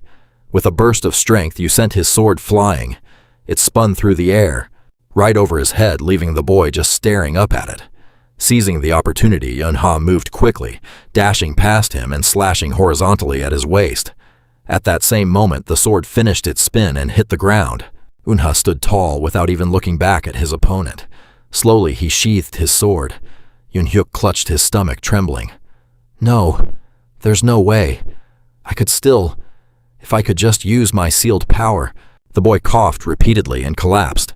Yunha stood heroically as the people around them looked on in admiration. You turned back and smiled. That was a fun match. The kids cheered happily. You really are the best, it really is, Yunha. Did you guys see that? He's only that good because we play family games, right? Whoever can pull out that Excalibur will be the real Yunha. You looked confused. Huh? What? In front of you was a toy sword stuck in a pile of building blocks. I've never seen anyone pull out that Excalibur. You can do it, Yunha. You scratched your head. I guess I should give it a try. You stepped forward, grabbed the hilt, and easily pulled it out to the cheers of the kids. Yunha got the Excalibur. Yunha is the best. No Yunha, no Yunha. You felt awkward and screamed internally. Please stop. Just stop it. The scene shifted to a spot in the park. A phone was playing the news. Breaking news. A rank 7 goblin monster has appeared. The Macronia Knights Association is already at the front lines, but there are reports that 2 of the goblins have escaped the scene. According to the Mana Management Association, they are highly likely hiding in a crowded area. If you spot them, report it immediately. Outside on the field, the kids were running around playing tag. Freeze, freeze. Minji tapped a girl and happily unfroze her. Yunha let out a long breath watching the kids play. He sat under a tree, exhausted. I'm beat. How are they not tired? Yunha sat cross-legged and folded his hands. Since the future has changed, I need to stockpile mana whenever I get the chance. As time goes on, the world will see mana as a type of power, so it's best I accumulate as much as I can before they find out about it. Ever since that incident, I'm sure I'll have more space to store mana. 2 kids saw him and called out, No, Yunha, are you done resting? Come here, come play with us. Yunha thought to himself, Are they okay? Their stamina is terrifying. Just then, Teacher Tayo arrived with a bag of snacks. All right, everyone, time for ice cream. The whole group stopped playing and ran over. I want melon flavor. I want watermelon. You watched the scene and smiled. Kids will be kids. After a moment, the whole place was a mess. Now, if you haven't got ice cream yet, come and get it. Suddenly, 2 hands grabbed the same ice cream. It was Yunha and Minji. They locked eyes. Let go, you little pig, Minji. This is mine, I grabbed it first. Why don't you let go? I took it first. Let go. Why are you being so petty? You're a boy. What does me being a boy have to do with taking an ice cream? Tayo watched them, exhausted. He snatched the ice cream away. Hey, you kids, didn't I tell you that friends shouldn't fight? Having said that, Tayo broke the ice cream in 2. He gave each of them half. See, isn't this better? You kids can always share. The 2 ignored him and started playing rock, paper, scissors to see who would get the rest. Tayo was furious. You guys should be sharing, don't do that. Both of them turned pale. Yes, sir. Behind them, Harang approached and asked, Teacher, where's Eunhyuk? He was startled. Eunhyuk? I'm not sure. Perhaps he's at the Moon Garden, Minji said calmly. I bet he's there swinging his sword around again. Why does he always play by himself? Yunha thought special training should be done in secret. Minji asked, confused. Why do you want to bring ice cream to him if you want to go give it to him yourself? The girl was shy, but I'd just feel sad if he was left out while we're all eating together like this. Minji shook her head. Harang, your only flaw is that you're too nice. Tayo suggested. So do you want to take some ice cream to Eunhyuk? Harang nodded. Yes, please, Minji spoke up. Do you want me to come with you? Harang shook her head. No need. Tayo shouted. Make sure you put your trash in the bin after you're done eating. Eunha watched the girl leave and frowned slightly. Who wants to keep playing tag? Come on. Minji approached him. You should go out there too. Eunha refused without hesitation. No need. I've played enough for today. The girl reminded him sharply. Then no one will want to play with you anymore. You didn't really care. You don't need to worry about that. Go play over there. Minji huffed. Sister Yuna told me I have to play with you. Yunha scratched his face, thinking, My sister is really... The girl pulled his shirt, dragging him along. Get up, let's go. The kids gathered to play rock, paper, scissors. Yunha was, the loser, so he stood there feeling itchy. Yunha lost. He gritted his teeth angry and turned towards Minji. He chased after her without hesitation. Yunha sped up, almost reaching Minji. Minji froze in her tracks, arms crossed, teasing him with a playful stick of her tongue. He didn't even notice his focus shifting elsewhere when suddenly Yunha darted right past him. Unaware, Yunha had been watching him head toward Minji. But then in a flash of lightning, he sped past the boy who had been caught off guard and was just looking up. Turning his head with a smug grin, Yunha tagged the girl on the shoulder to break her freeze. Minji finally snapped to shouting, "Hey you," as the curly-haired boy sprinted past her, giving her shoulder a pat. "Catch me if you can, Minji. Catch me," the boy yelled with a laugh. Minji's eyes blazed with fury. "No, Yunha, you." She glared at him, radiating pure malice. "You are so dead." Yunha tilted his head and smirked. "You really think you can catch me?" His expression suddenly shifted to shock. Yunha stopped dead in his tracks as Minji caught up and tapped his shoulder. "No, Yunha, you're it." She blinked, confused by his sudden reaction. "What's wrong? Why did you stop? Did you say you felt a killing intent? At a daycare?" Suddenly a slimy, sharp green hand grabbed onto him. He gritted his teeth, turning to see the other children standing there completely stunned and bewildered. "What is that?" A rank 7 monster. A goblin appeared on the fence wielding a weapon. It leaped down into the daycare courtyard. A girl with pigtails stammered in terror. "Mommy!" A goblin! It opened its hideous maw and raised its weapon high, ready to strike. It swung the massive blade down.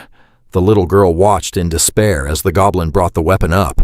Just as it slashed horizontally toward the girl, a hand suddenly shot out, launching an object. It struck the goblin's hand with such force that its weapon went flying. The goblin gnashed its teeth in rage, glaring at its attacker, who was none other than Yunha. Behind him, another goblin was slowly closing in. Yunha nimbly dodged and weaved, frowning. These guys are such a pain. Clenching his ice cream, he thought, I have to take them out and call for backup. He focused his inner energy and launched an attack, putting his whole body into the strike. Meanwhile, Teo was charging toward them, smashing his broom against a goblin's head. "You won't get away." Teo turned to Yunha and screamed, startling him. "Yunha, stay still." No sooner had he finished speaking than he hurled the broom like a gale. It pierced the stomach of the goblin near Yunha. Seizing the moment, Teo grabbed Yunha and the little girl from earlier. As they fled with 2 furious goblins in pursuit, he shouted, "Are you okay?" Yunha, perfectly calm, replied, "Yes." Above them, a goblin had nearly caught up and was preparing to bring its axe down on Yunha. Perched on Teo's shoulder, Yunha gathered mana in his palm, a sphere forming rapidly. Don't even dream of it. He used all his strength to hurl it. The mana orb struck the goblin square in the stomach, sending it flying in pain. Its massive body crashed into the goblin, trailing behind them. Yunha breathed a sigh of relief. Since they were safe for now, the 3 of them scrambled inside. Once they reached safety, Teo collapsed, panting from exhaustion. The headmistress asked anxiously, "Teacher, Teo," he gasped. "Headmistress, what about the other kids?" She reassured him. "They've all been evacuated. But is it really true that goblins appeared?" Teo nodded. "Yes, 2 of them. It seems they've been here for a few days now." Yunha glanced around, observing. The headmistress spoke up. "I'll go report this immediately. We have to wait for the players to arrive."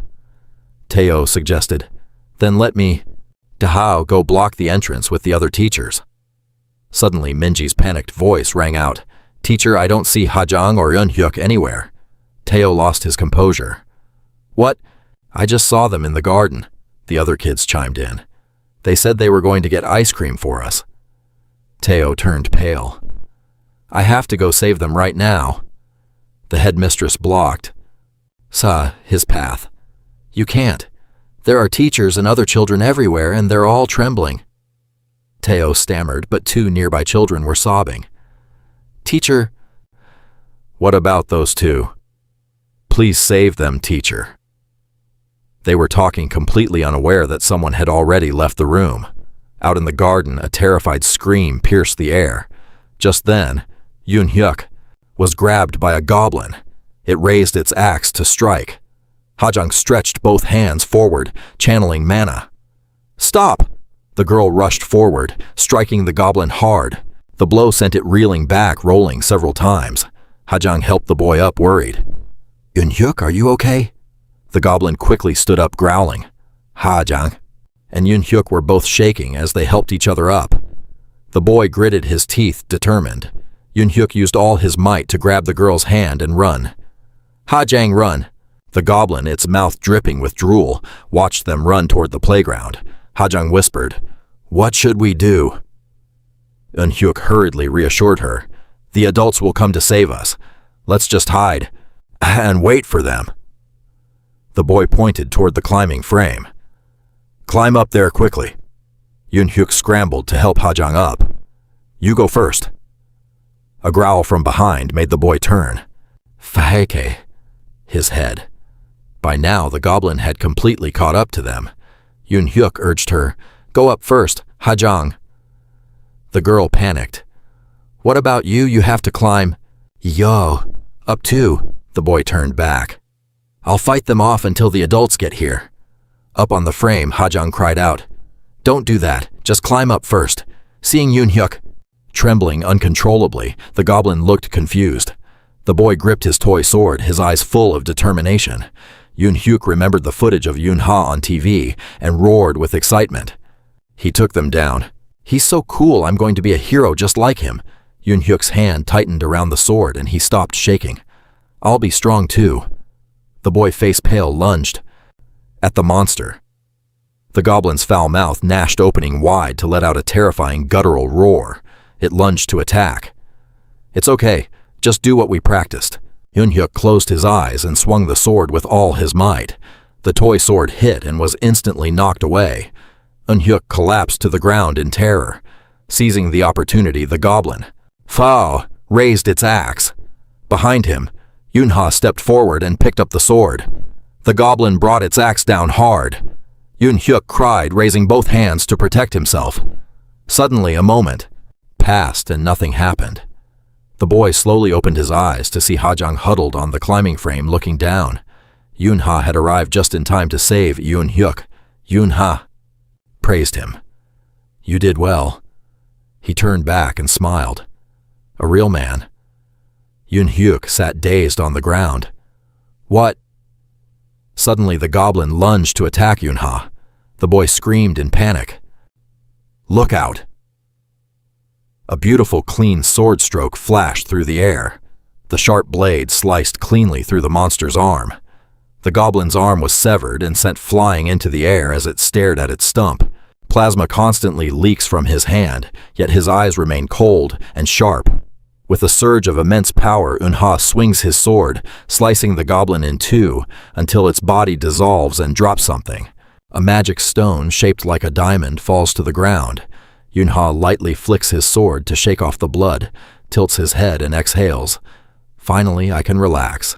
"Thank goodness," Yoon-hyuk sobs as he runs over to hug Yoon-ha. "You really are a hero." Yoon-ha tries to pull the kid off him. "What is wrong with you? Get off me." Suddenly, Ha-gyung runs over too. She clings to Yoon-ha and both kids start crying on him. "I was so scared." Yoon-ha, his face pale, struggles to push them away. You guys, wait, what about the others?" While everyone else is distracted, Yoon-ha sneaks off. He takes a deep breath to focus his mind. Yoon-ha's eyes widen and flare with light as his mana radiates outward. It helps him sense that Ha-gyung has a lot of mana, and Yoon-hyuk is fine, they are getting away. Then Yoon-ha spots a goblin. "Wait there a second. I need to take care of the one approaching the gym first." The goblin grunts as it paces around. Suddenly his voice grabs its attention. "Hey, what are you looking for?" Up ahead, Yoon-ha holds a box cutter. Standing in its path, he coats the blade in mana, his aura filled with killing intent. The goblin roars and charges. It slashes horizontally, but Yoon-ha ducks to avoid it. Moving with the force of his momentum, he slams his foot into the ground and launches himself like lightning. Yoon-ha circles behind it and brings the blade down in a powerful strike. Yoon-ha's thrust is but so strong it pierces the goblin's chest. It turns around in a rage, ready to swing its axe, but he quickly leaps high to dodge. Once again, Yunha kicks off the ceiling to gain momentum and dives down. He cuts a straight line from its head to its feet. Like the last one, the goblin's body turns to dust and vanishes. A magic stone falls in front of him.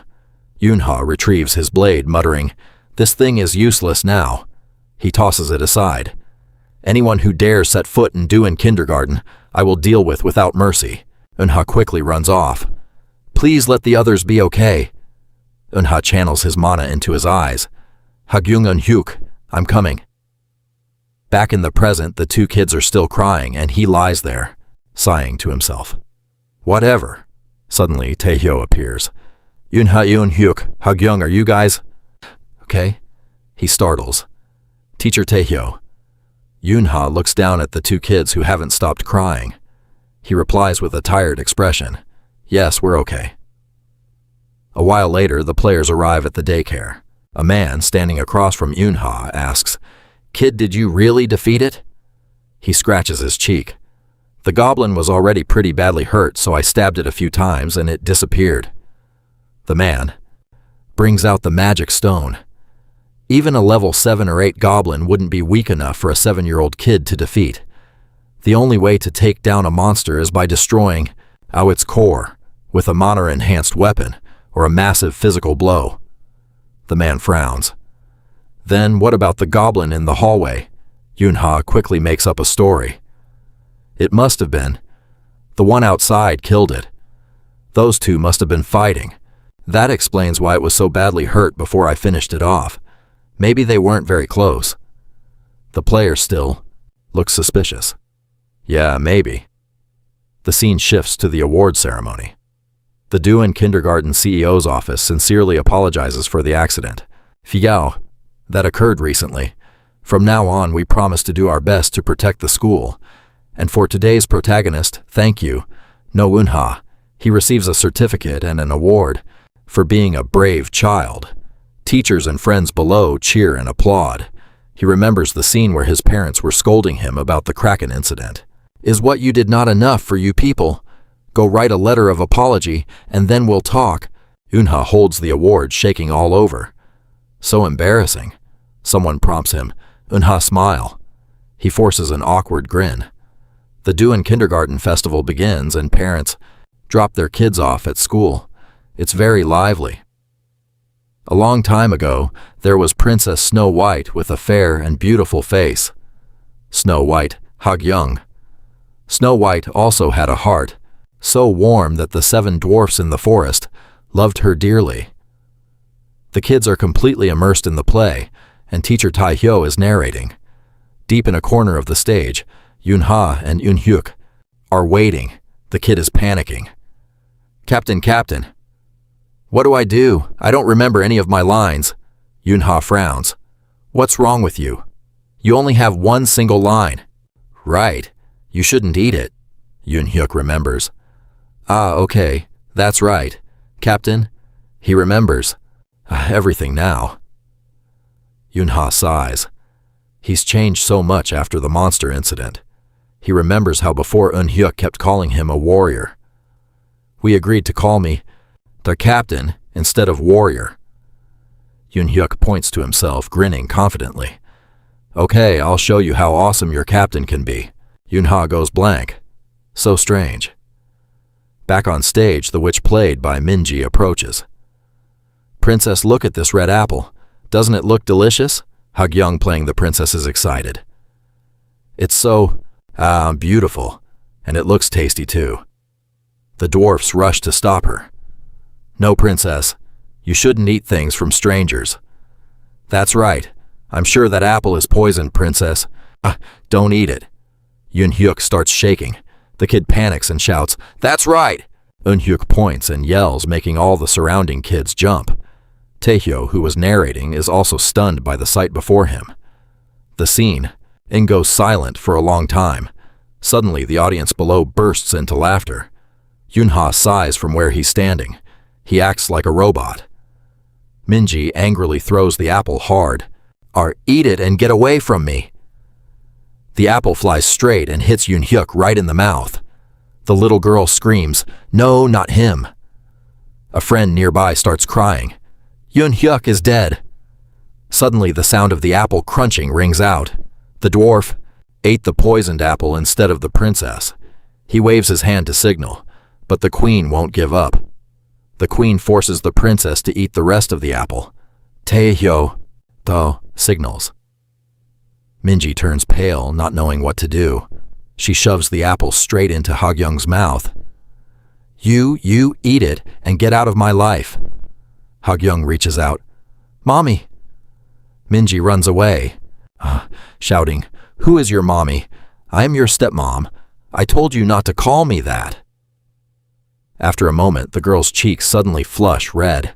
Ha-kyung feels dizzy and collapses to the floor, while the other friends drag Yoon-hyuk off the stage. Taehyo pats Yoon-ha on the shoulder with anticipation. "Yoon-ha, my eyes are tearing up. Teacher only believes in you now. Let's bet on whose class will do the best today." He silently curses in his heart, "That damn teacher." When his turn comes, Yoon-ha walks out slowly. He moves closer to where Ha-kyung is lying. Suddenly a voice from below rings out, making Yoon-ha stand up straight. "Is that him? Wow, that kid looks scary.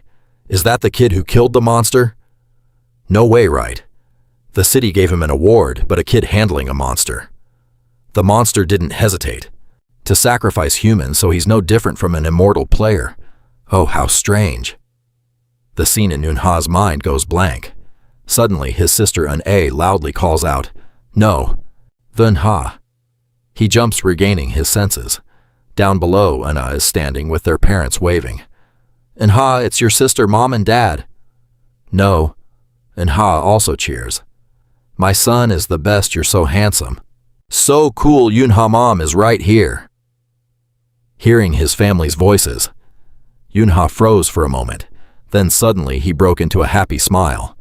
Feeling bashful, he relaxed his body and his legs began to move. Yoon-ha stood straight in front of Ha-kyung, who was lying still on the flowers. He took a deep breath, exhaled, sat down, and touched her forehead. "How can anyone in this world be this beautiful?" Yoon-ha leaned down and placed a gentle kiss on Ha-kyung's forehead. Her cheeks turned red and she slowly opened her eyes. He reached out to take Ha-kyung's hand, gently helping her sit up.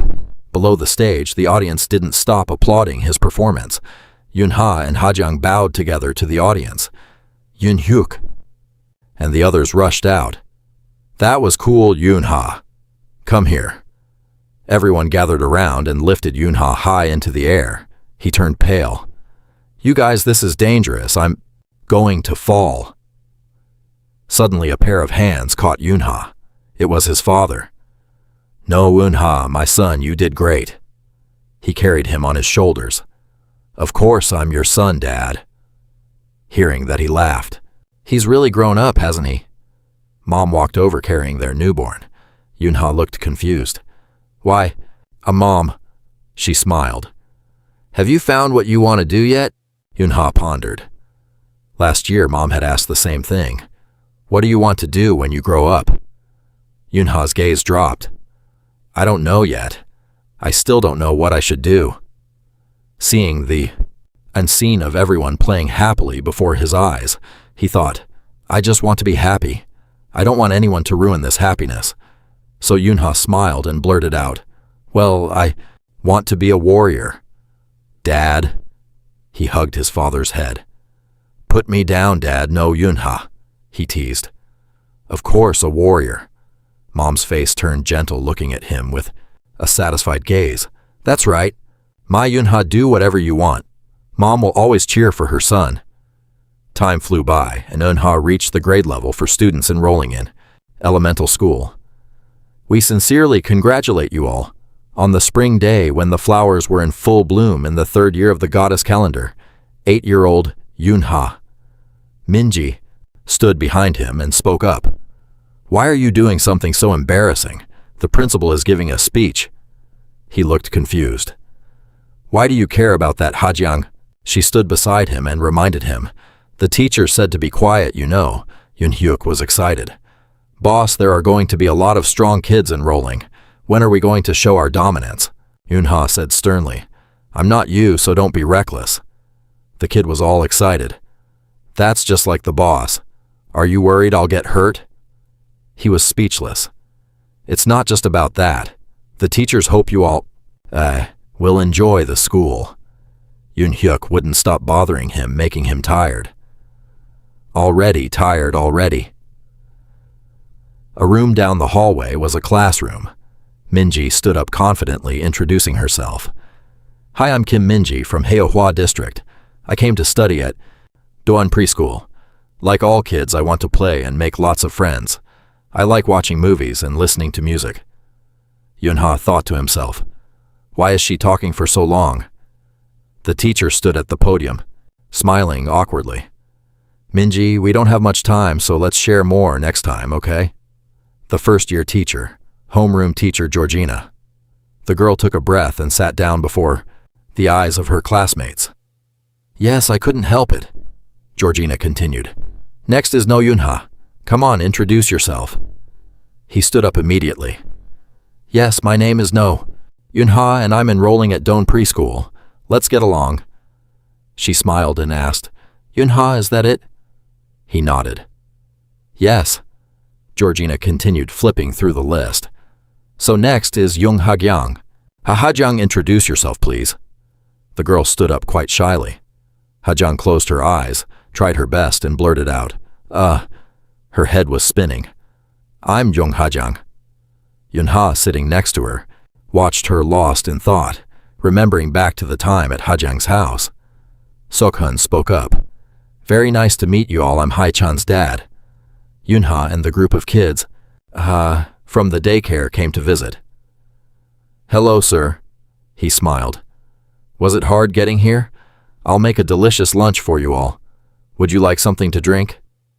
He looked at Seok-hun with a bit of suspicion. This is Hai-chan's dad. I feel like I've met him somewhere before. The kids were excited, surrounding him. I want mango juice. I want mango juice too, sir. I like yogurt. Dad, I want yogurt too. He turned to ask him, and you, Yunha? Yunha pointed to himself. Me, I'd like a glass of espresso. Oh no, banana juice. A table full of food. And drinks was served, looking incredibly beautiful.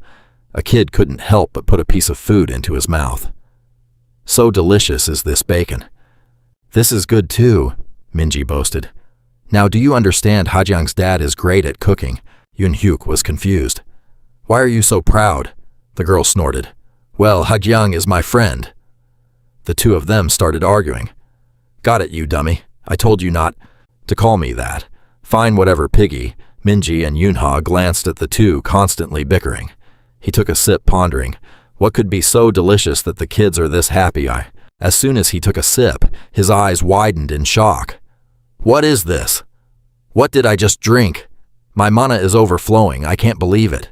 This is a magic potion. Magic potions types of energy. Drinks that restore mana in the body. Players who conquer monsters always carry these bottles because mana is closely tied to their survival. Seeing his strange expression, Hajiang asked worriedly, What's wrong? Does it taste bad? Yunha smiled. No. It's delicious, Hajiang. What's your dad's name? The girl was surprised. My dad, his name is Jung Seok-hun. He's currently in the kitchen mixing drinks. Hearing the name, Yunha suddenly remembered and was startled. His eyes lit up. Hagyang, let's be best friends. Yunha chuckled, thinking to himself, Jung Seok-hun. He is the person who revolutionized the magic potion market with his distillation skills. He can choose the best ingredients to extract mana. In the future, he will become the tycoon in the magic potion market for the Alice Group, one of the top 3 companies in Korea. Wait, but I remember, he didn't have a daughter. He suddenly remembered. His daughter is alive because I was the one who saved her. Yunha placed his hand on her shoulder. Hajiang, if anyone bullies you at school, just tell me. I will protect you. Hearing that, Hajiang blushed, feeling shy. Then thank you. Returning to the present, Hajiang was having trouble introducing herself. The girl regained her composure. I like Yunha and Minji from Doan Preschool too. I like reading books and drinking tea, even though I'm very shy when talking. To someone for the first time, let's get along. Yunha gave a thumbs up. Great, very good. That's my friend. Georgina smiled happily. Very good. Hajiang. So next is Jin Seona. Okay? Everyone turned toward the girl. Even Yunha couldn't help but be surprised. On Jin Seona's head were ears like a cat's, and behind her a tail was constantly swaying back and forth. Are those real? Is she a monster? A demi-human? Demi-human is a term for children with genetic mutations due to uneven mana distribution. Is that girl a monster? A demi-human. Demi-human is a term for children with genetic mutations caused by uneven mana distribution. Many people who have lost loved ones to monsters hate demi-humans because they look so much like them. The shy girl spoke up. I'm Jin Seona. I'm new to this kindergarten. Please treat me well. People around them started whispering. My mom told me not to. Get close to her. What's wrong with her? I don't know. They just said not to. Play with her. You thought to yourself, looks like there's a lot of prejudice against demi-humans, huh? Before Rosina could finish her sentence, Yoon Hyuk stood up straight. He stood up and greeted. I'm Choi Eun Hyuk. I love swinging my sword and I'm learning how to control mana from the boss. A classmate asked, Who's the boss? The kid acted all mysterious. You guys don't know the boss. Yoon Hyuk pointed towards Yoon Ha. Yoon Ha, the one sitting over there, is the boss. The strongest one in our class is the boss, so don't even think about fighting the boss. The boss is insanely strong. Yay. The boss is number one. She quickly stopped him. Yoon Hyuk, can you please sit down? Sojina's face suddenly turned angry. And another thing, Yoon Ha, stay after school. I'm calling your parents to meet me too. You sat there crying. I didn't do anything, man. Yoon Ha sat in the corner and sighed. What a drag. Yoon Hyuk's voice kept ringing out. The boss is number one. The boss is number one. Jarina then angrily shouted, Yoon Ha, come to the teacher's office. You gritted your teeth. Choi Yoon Hyuk, from now on you will undergo hellish training. Back at the cafeteria, Yoon Ha spoke up. This is already the third serving. The lunch lady will remember you for sure. Yoon Hyuk was startled. How did you know that she even remembers my name? Minji stood up and said loudly, Yoon Ha, do you want to get more? I was just about to, go ask for a bit more. Yoon Ha gave a wicked smile. Yeah, go get more, you gluttonous pig. The girl got angry and shouted, I'm not a gluttonous pig. I'm only eating this much because I took less than usual earlier. Hajiang spoke up to defend her. That's right, Yoon Ha. You're wrong this time. You smiled coldly. Yeah. As the two were bickering, they suddenly stopped. Look at that. That's her, right? It's really surprising. She actually has a tail. How can someone like that be in our school? Hey, be careful, don't make eye contact. Jin Seona carried her food tray looking around for a seat. She suddenly noticed an empty spot at a table. There were 3 girls there who looked quite arrogant. Jin Seona stammered, Can I sit here? Jin Seona, the other one, sneered, No, you can't. Yoon Ha sighed. Out of everyone, she had to ask her. She looked at her with contempt. What's your problem? Are you crazy? Jin Seona was stunned. What? Who do you think you are asking to sit with us? The 2 girls at the same table also joined in. Do you even know where you are? You should check your status. And that outfit. Where did you pick that up? You should have stayed in your own den. The girl trembled and tried to choke out. Oh, I'm sorry. Minji shouted angrily. Jin Seona, do you think just because you're rich, that you're so mean? Hae-rang immediately started crying. She's so mean. Seeing Yoon Ha's unhappy face made Yoon Hyuk worry and call out, Boss.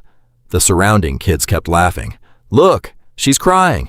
Remembering his past life, not all demi-humans were good people. You had the thought that the poorer and more ostracized a person is by society, the better their heart must be. Right. You asked again. What about it? Jin Parang, sitting across from you, said, But you're wrong. Of course there will be some good people. That's true, there will be kind kids. Conversely, Hey, but the bad ones are more numerous. You asked him again. So what?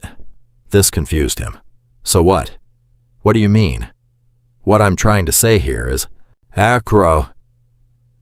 You shouldn't treat them better just because they're demi-humans. It seems like you've been taking care of demi-humans lately because Yunha cut him off. Stop right there, Jin Parang. Why, do you think I'm a good person? He replied, I didn't mean it like that. Yunha drew his sword, startling Jin Parang. Then don't you think of me as someone weak who can't distinguish good from evil? He fell backward in fear. That's not it either. What I meant. Why are you suddenly getting so tense? Yunha said in a low, intense voice. Because you sneaked into my tent in the middle of the night and disturbed my sleep with useless talk. Get out and go. Keep watch or something if you don't want to get beaten up. His hair stood on end. All right. The Abyss Dungeon. Jin Parang had just destroyed a monster. Those monsters are pretty strong. They really are monsters from the Abyss after all. His eyes widened in shock. Quickly turning back, Jin Parang was suddenly hit by an object because he wasn't fast enough. His stomach was severely wounded. The thing that attacked Jin Parang was a sharp leg.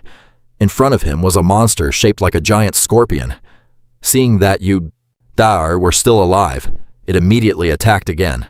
From afar, a figure was quickly rushing forward. It was Yunha. You swung your sword and sliced off the monster's leg. Yunha's eyes were filled with murderous intent radiating outward. The monster, having had its leg severed, retreated in pain. It roared angrily and lunged to attack. Yunha struggled to tilt his body, trying to avoid it. You tried to grip your sword tightly. Countless cuts from the blade appeared on the monster's body. Yunha flew past it, unleashing multiple strikes at once. At this moment, the monster's entire body was sliced into many pieces. You hurriedly ran to Jin Parang and called out, Parang, Yunha, held up his exhausted body. Jin Parang urged, Go quickly, go! Yunha, you still have the boss to deal with from afar. Jujung ran over. Parang Yunha. Your voice turned cold. Jujung, heal him quickly. You muttered, Quiet, Yunha. Have you forgotten I know my own wounds best? The reason I threw my life away, the reason we fight, is so that we can take down the boss here and for the happiness and peace of our homeland. So what are you hesitating for? Yunha gritted his teeth. All right, do you have any last words? He repeated. That sounds more like you. Do you remember what I said before? Not all demi-humans are good people. What I mean, is that you shouldn't treat them better just because they're demi-humans. You nodded. I remember. Jin Parang trembled. Because I'm no different from them. I am actually a very bad person. As soon as he finished speaking, his body stopped moving. Yunha looked at the blood on his hands and trembled. Jin Parang. Returning to the present, you clenched your fists. Why am I remembering that now? Yunha stood up and said, Minji. The girl was surprised. What? You turned and left. I'm sorry, I'll be back soon. The girl held her forehead. I knew you would do. That! Yun Hyuk shouted after him. Boss, do you want me to come along? Yunha sits there calmly. Eat up. What's wrong with him? What is he trying to do? That's just ridiculous. Jin Seona is standing there with her head bowed when Yunha's hand reaches out. He takes the food tray and leads the girl toward a spot over there. Let's go. Jin Seona is startled, unable to say a word. She grips Yunha's sleeve. Hey, it's going to be okay. Jin Seona flinches. Yunha turns back and smiles. It's fine. See, let's go. My friend has already saved a seat for you. The girl stammers, apologizing, but Yunha says coldly, If you help me, things will be easier. I don't care. Someone speaks up, asking, Which kindergarten are they from? The two girls from earlier reply, Doan Kindergarten. Should I ask other schools about them? Jin Seona gives a cold smile. No need to do that. Judging by their behavior, they're just commoners. Minji points and calls out, Welcome. No, Yunha is pretty stubborn, so you should forgive him. You angrily shout, Minji, you little brat. Yun Hyuk eats while greeting, Hi, the food today is delicious. Jin Seona gently replies. A glass of water is handed over. This is barley tea. Haerang suggests, Let's be friends. The girl accepts it. Thank you. The four of them look at each other. Jin Siona, it's delicious. It's very hot, so drink it slowly. The girl holds the glass with both hands very carefully. Jin Siona downs the whole glass in one go. Ah, she keeps scooping food into her mouth. Yunha speaks up, eat slowly. Seeing Jin Siona crying, Yunhyuk says, don't worry, we're not going to eat your food. Minji and Hairang also chime in. Don't cry. Are you crying? Here's a tissue, wipe your tears. The scene shifts to the playground. Yunha speaks up. I'll go first. From now on, you all have to hide your mana. Hide it or use mana to boost your physical stats. If you're just going to confuse me and run away like that, I won't be able to catch you. Jin Siona raises her hand. I don't know how to control mana. Yunha replies. But you know how to hide, so you'll be able to play. Right. Minji next to him gives a thumbs up. That's right. Defeat him. The girl smiles awkwardly. That's impossible. Yunha thinks to himself. She doesn't know how to use her unique skill. Telepathy. I'll teach her later. Thinking that he speaks up and no, hiding inside the house. You can only play in this area. Yunha covers his face against a lamppost. I'll start counting. 100, 98, 97, 96, 3, 2, 1. Ready or not? Here I come. Yunha slowly opens his eyes. He cracks his knuckles and intentionally says loudly, I'm coming to find you. Yunha quickly catches 3 people. I see you, caught you. Gotcha. He strokes his chin, calculating. Now just Hairang and Siona left. I can't sense Hairang at all. Is Hairang that good at controlling mana? Let's find Siona first. Yunha senses her and quickly darts off. There, he runs behind a bush. Found you. Jin Siona quickly sprints away. Seeing this, Yunha chases after her. Jin Siona, stop! He reaches out, nearly touching the girl, when suddenly Jin Siona jumps high into the air. She lands on a roof. No way! I won't lose until you catch me. The 3 who were caught watch the 2 of them, the chaser and the runner. They're seriously running away. Yunhyuk laughs coldly.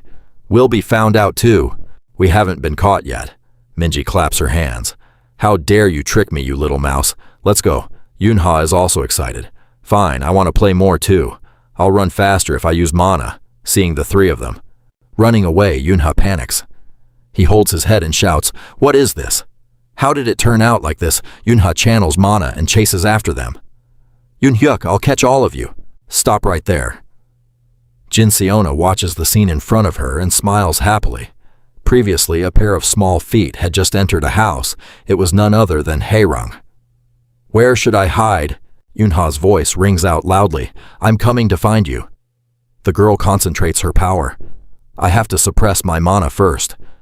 The mana around her body is suppressed by Hairang in the palms of her hands. I can't hide inside, I have to go out again. Suddenly, a stack of books above the stairs catches her attention. Hairang looks at it mesmerized and walks up. The scene.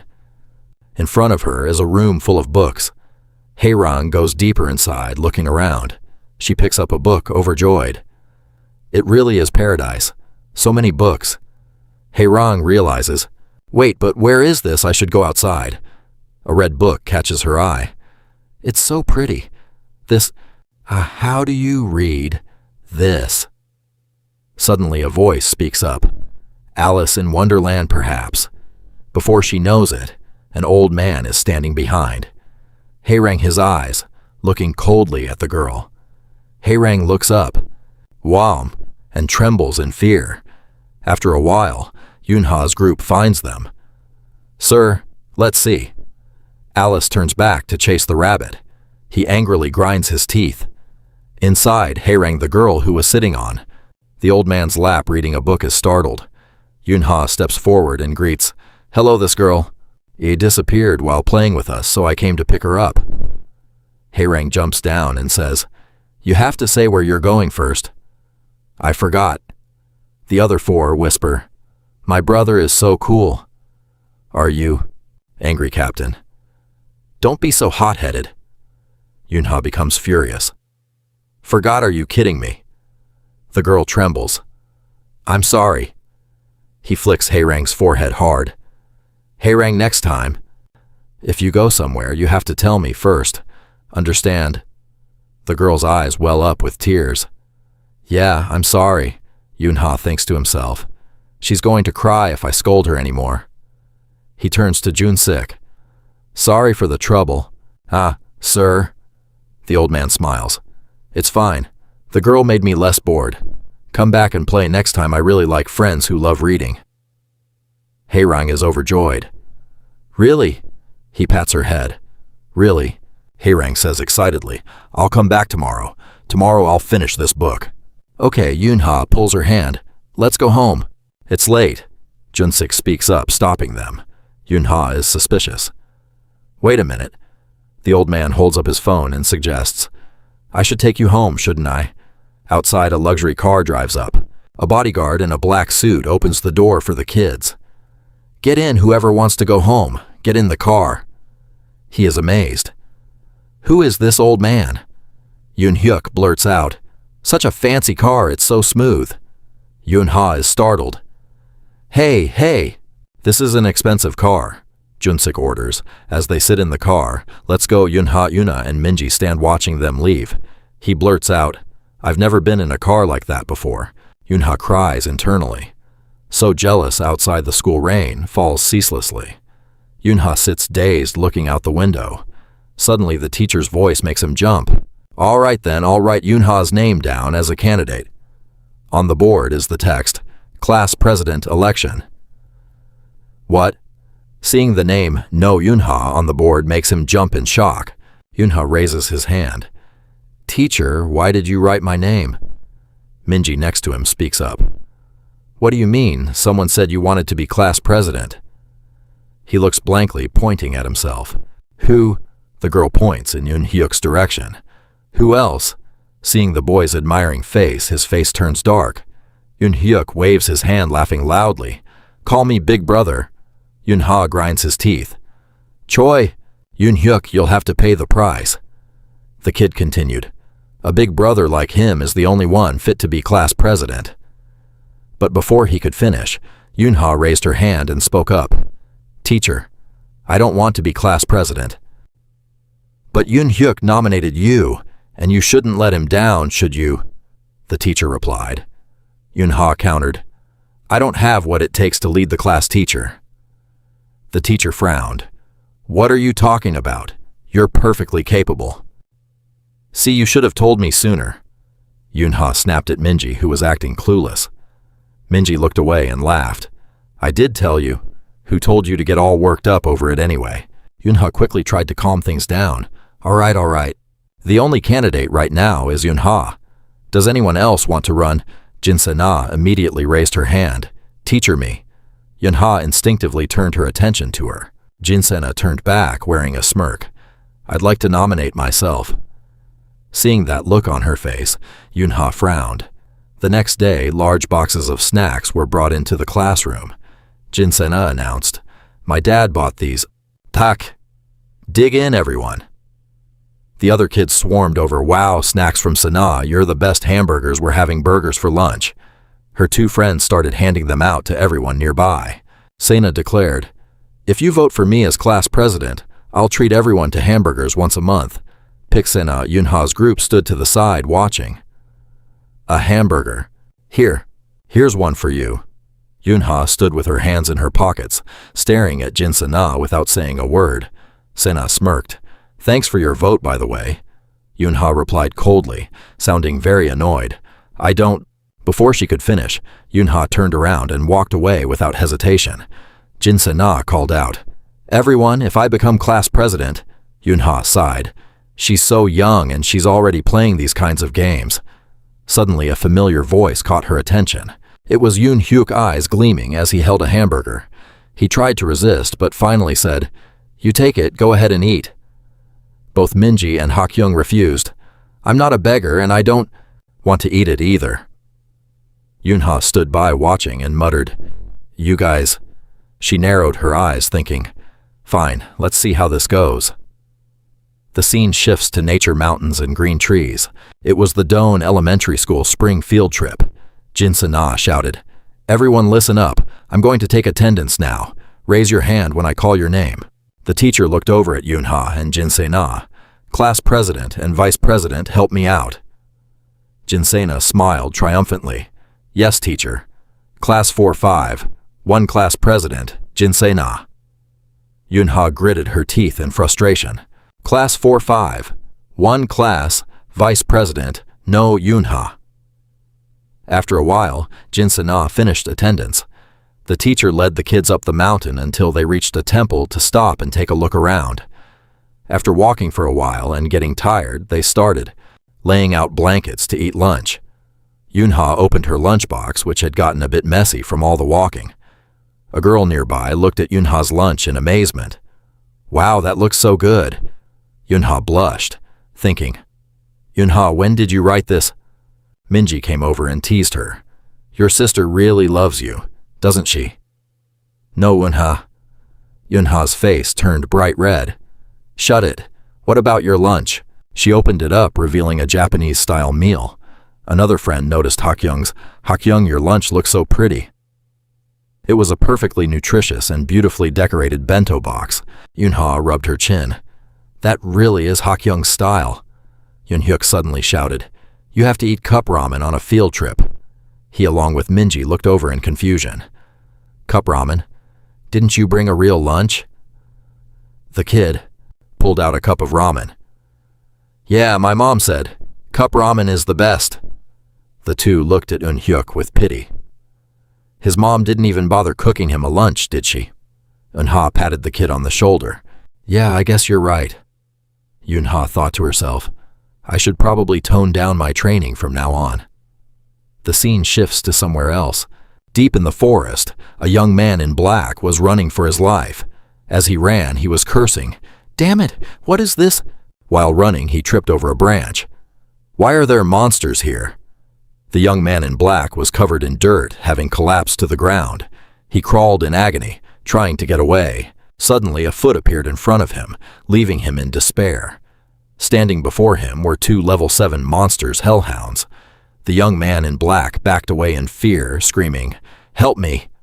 Unexpectedly, behind him was a level 6 monster, a hellhound. He looked on in despair as the pack of dogs lunged at him. A piercing scream echoed through the forest. The dogs continuously mauled the body of Yue, the young man in black. One of them growled, "Stop!" As soon as it spoke, a jolt of electricity surged through the two hunting dogs, causing them pain. They were terrified and kept backing away. The hellhound issued another order, and the pack obeyed. It opened its foul, razor-sharp maw.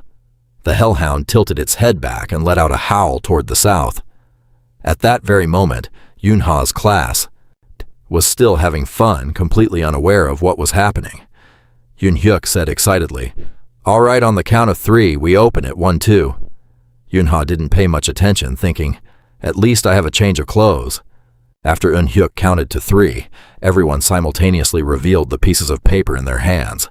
Seeing the result, Eunhyuk said in disappointment, "Aw, it's not here." Jin-se-na stood to the side with a dejected look. "Me neither." Seeing this, Yunha advised, "Just give it up." Eunhyuk heard this and shouted, "No, brother, I have to find the treasure."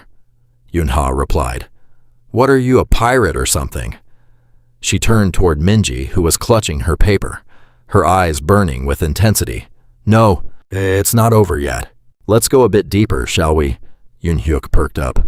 "All right, let's go. Let's move." Yunha looked at Minji and thought, "You too, Minji. You're clueless." Hakyoung heard their conversation and said, "I'm coming too." Jin-se-na replied, "Sure, whatever." Yunha started, walking away coldly. "Not me. It was nice knowing you guys." Seeing her try to leave, Minji grabbed her. "Where are you going?" making Yunha curse under her breath. After that, all 5 of them headed deeper into the mountain. Yunha walked along feeling bored and thinking, "I want to go home. This isn't a picnic.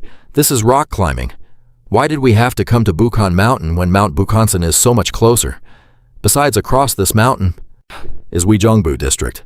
While they were moving, a scream from behind made the whole group stop. Jinsena asked anxiously, "What was that?"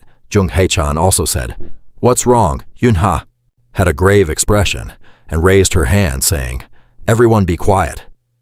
A large shadow lunged from afar. It burst out of the bushes and stood right in front of them. Minji pointed at the animal in terror, and said, What is that?" Her hands were trembling uncontrollably as she pointed at the hunting dog. A massive hunting dog slowly revealed itself before their eyes. Yunha gritted her teeth, thinking, "Damn it, is it today?" The spring flower viewing event at Seoul's Bukhansan Mountain was supposed to be heavily guarded, but for some reason the monsters from Weijongbu district had managed to break through the barrier and head south. It was a serious accident with many casualties. The hunting dog locked its predatory gaze on the group. Minji saw its bloodthirsty look and out of pure fear instinctively, backed away. Seizing the opportunity, it lunged toward her. It rushed forward to attack Minji. She kept backing away in terror, and suddenly she lost her balance and tumbled to the ground. A hunting hound suddenly lunged from behind, baring its fangs to attack. Minji closed her eyes in terror and screamed.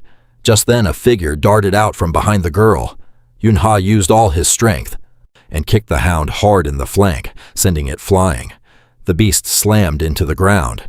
Yunha didn't let the hound get back up. He immediately pounced on top of it, his face full of murderous intent. Holding a fork, he channeled mana into it and aimed for the hound's head. He drove it down hard. A gruesome scene followed as Yunha repeatedly stabbed the hound with the fork. This sight made the other 4 people stare at him in absolute fear. After finishing off the hound, he tossed the bent fork aside and used magic to incinerate the carcass.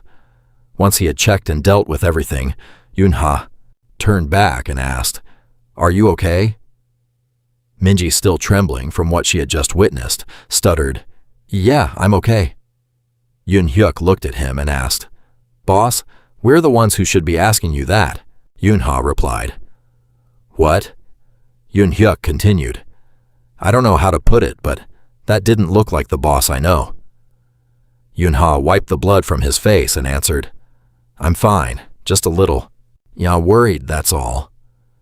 He thought to himself, Yun Hyuk is right. When I take out these monsters, I'm like a zombie, like a player who's obsessed with hunting monsters, mindlessly wiping them out. Yunha looked at his blood-stained hands, thinking I showed them a side of me they weren't supposed to see. Suddenly, countless screams broke him out of his thoughts. Yun Hyuk turned and asked, "Yunha, boss, what do we do now?" Minji quickly replied, "What do you mean, what?" "We run, obviously." Yunha thought, I was planning to run too. He analyzed the situation. But these hounds travel in packs. They are pouring down in droves from the mountain peak. I probably can't save everyone. There's only one way. Yunha spoke to the kids, his face serious. Listen carefully to what I say. Scene transition to another area.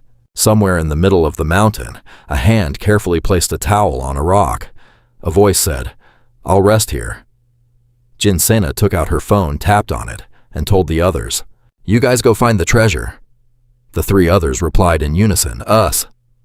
The chubby girl asked awkwardly, "Is that okay?" The boy with glasses scratched his head and asked, "Can we stay here with you?"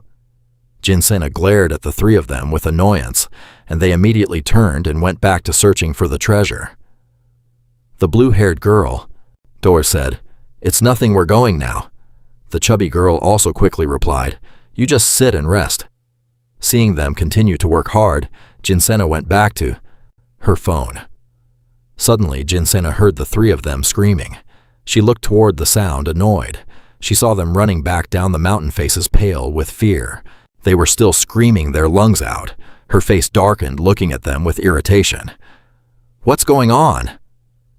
Immediately, she saw a pack of hounds frantically running toward her. Jinsena, I panicked, thinking, are those monsters? Before she could react, the 3 of them ran past her, leaving her sitting there alone. A hound spotted the stationary Jinsena and lunged at her, terrified. "Ipuru!" she screamed.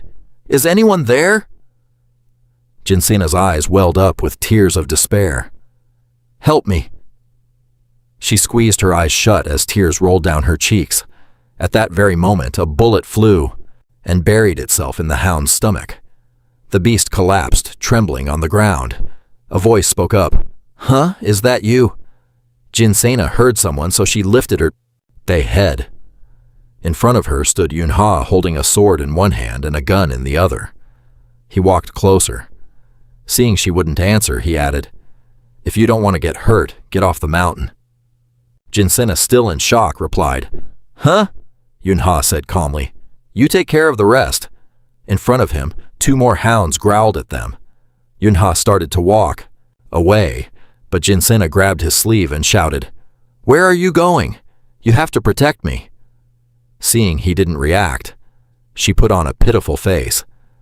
Yunha looked down at Jinsena with a terrifying expression and replied, "Don't be a burden. Get lost." Yunha's face darkened further and a cold voice rang out, "From now on, listen to me. All of you run down to the foot of the mountain. If you meet any adults, tell them to call the players." Hearing this, Yun Hyuk, who was standing nearby, asked softly and curiously, "Boss, aren't you coming with us?" Without hesitation, Yunha replied, "I'm staying to find the other kids." Immediately, the boy tried to block him. "Then I'll go with you. I've also been training my mana, I can—" But before he could finish, Yunha said sternly, "Choi Yun Hyuk." His gaze became menacing, his tone threatening. Yun Hyuk's voice died out. "Don't mess around anymore. Focus on surviving." Seeing that Yun Hyuk's face froze, his mouth stammering, I'm sorry." Not caring much about the boy, Yunha continued pointing at them while speaking, "The 4 of you will form a squad and keep one thing in mind. Hounds have a great sense of smell. You must suppress your mana as much as possible. You can do it right." They nodded quickly while Yunha ventured into the forest alone. He swung his hand, throwing food from his bag all around, and thought to himself, "There's a small amount of mana in Hajiang's food, and these hounds are very sensitive to mana sense. I'll use this to distract them." Suddenly he whispered, "Now let's use mana to see where they are." Instantly, a blue aura surged around him, radiating in every direction. Yunha squeezed his eyes shut. The light above revealed the positions of everyone. He told himself, "All right, I can buy them some time to escape." In a flash, he bolted from one side to the other.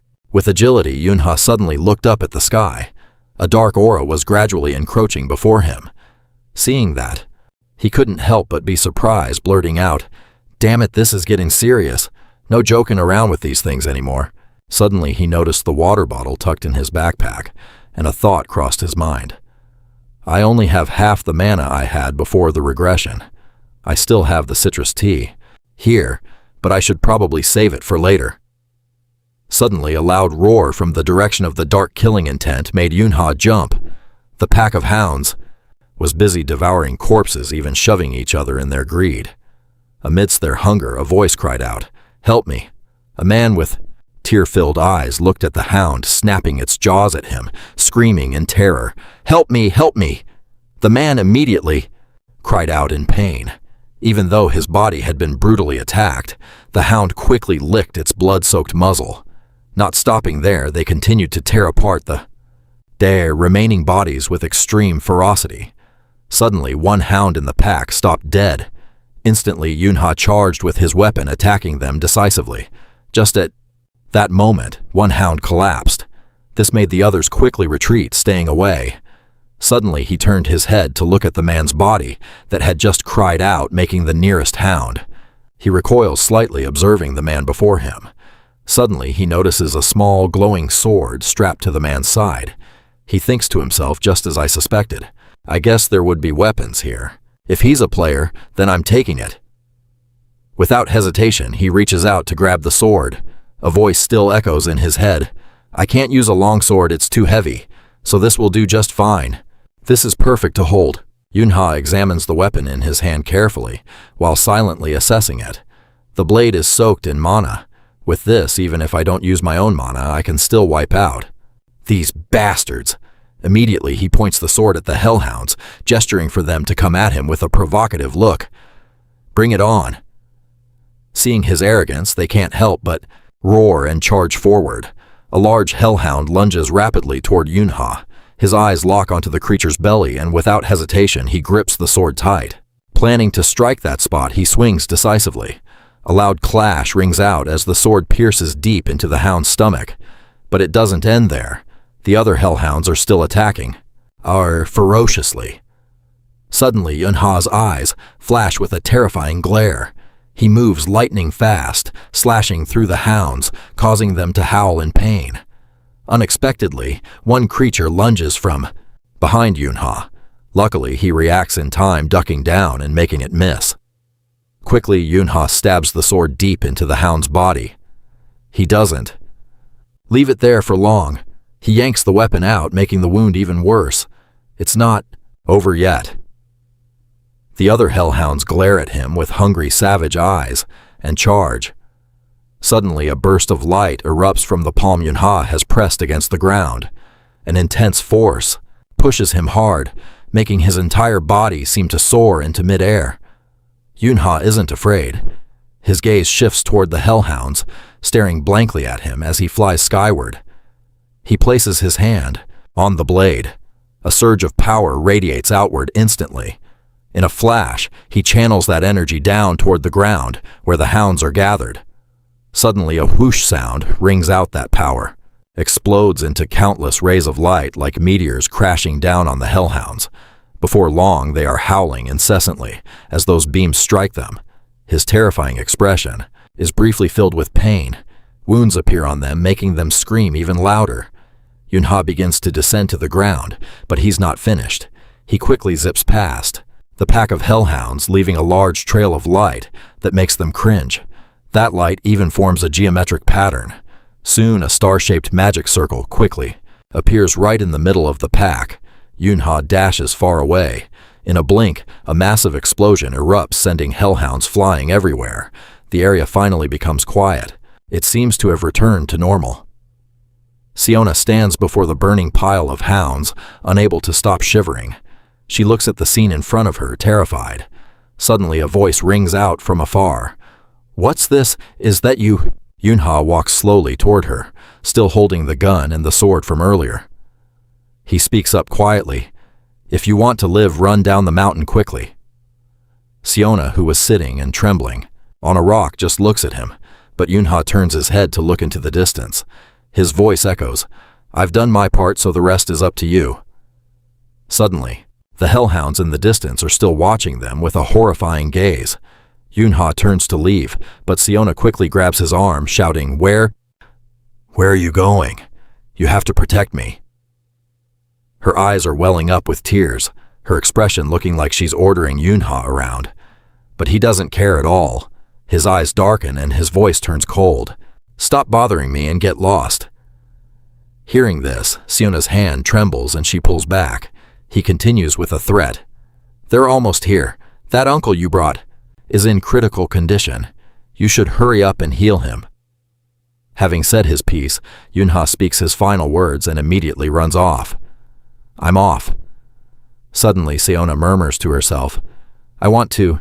Her eyes darken as reflecting the back of Yunha, who is slowly disappearing from view. "I want to go with him." Back here, Yunha is still diligently running with long strides toward the front.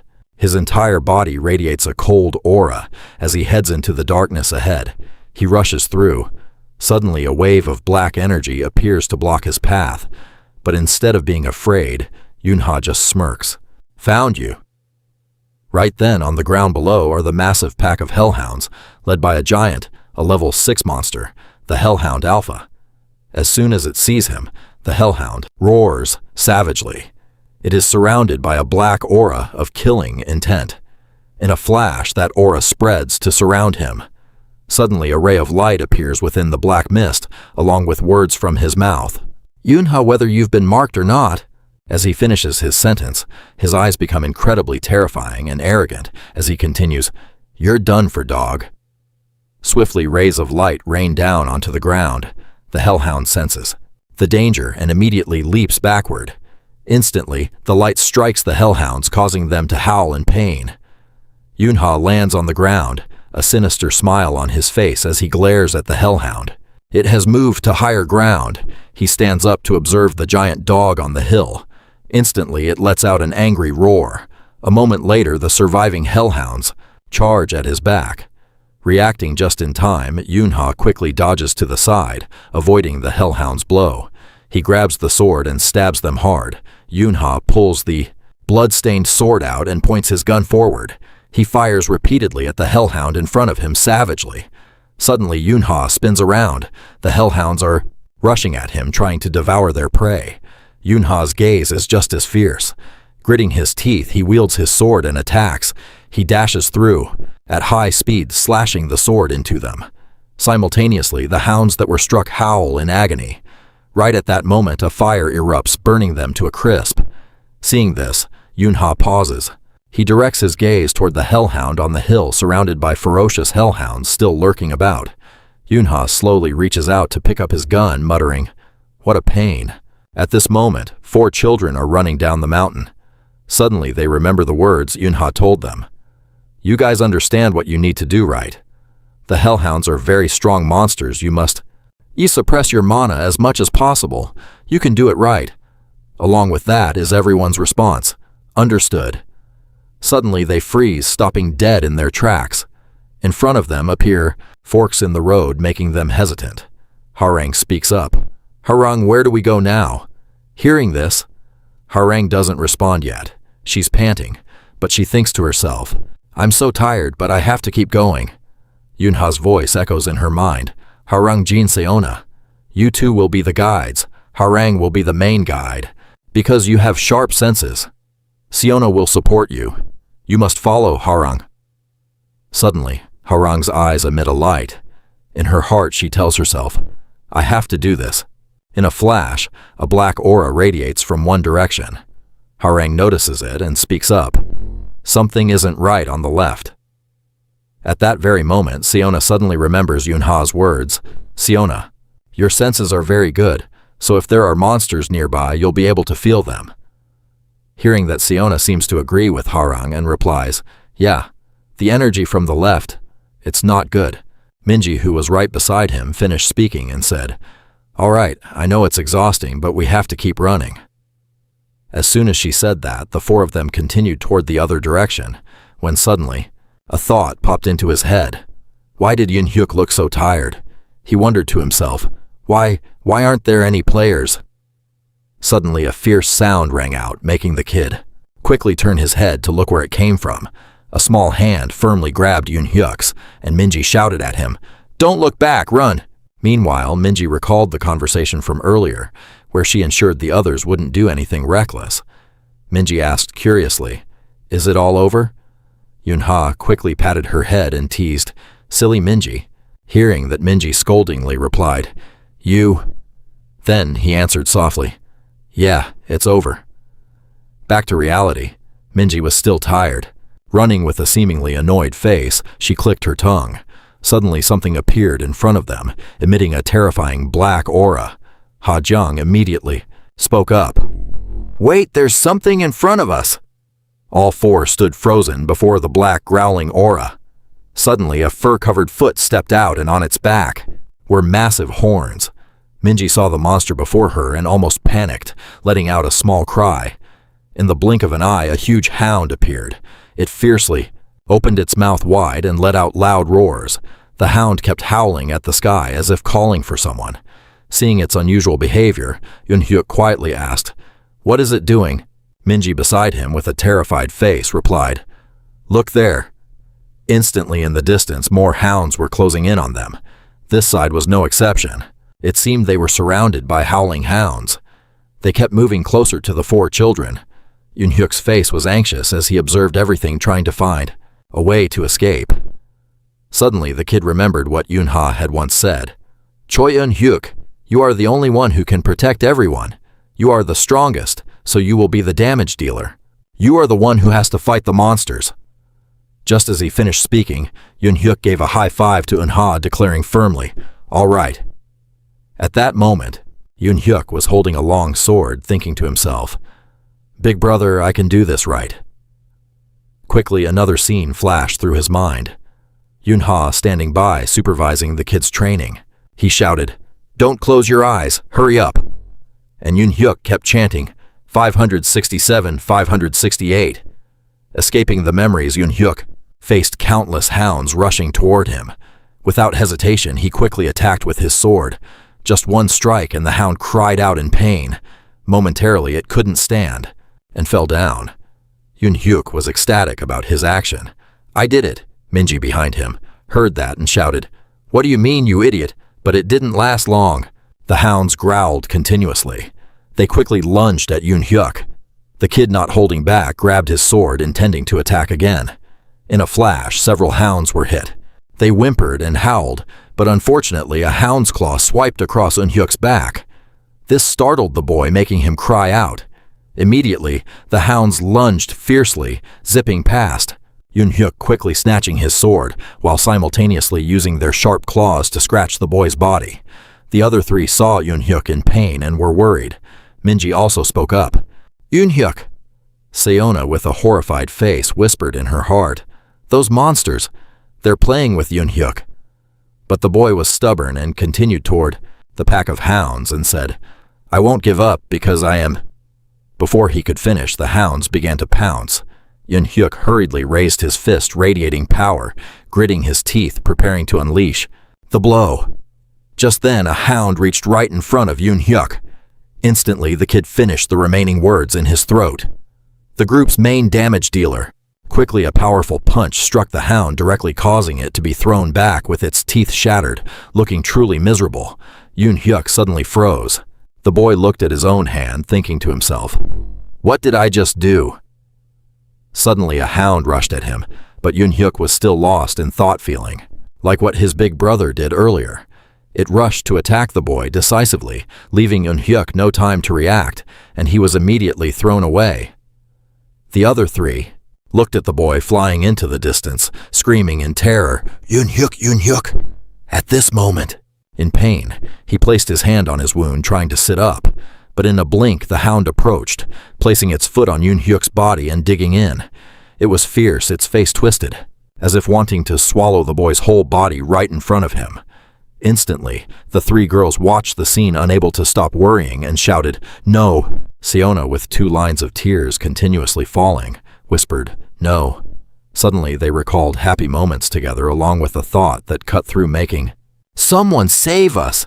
Please, someone!" Suddenly, the ferocious hound opened its mouth wide and lunged. Quickly, Yunhyuk raised his arm to shield his body, causing his arm to be caught in its mouth.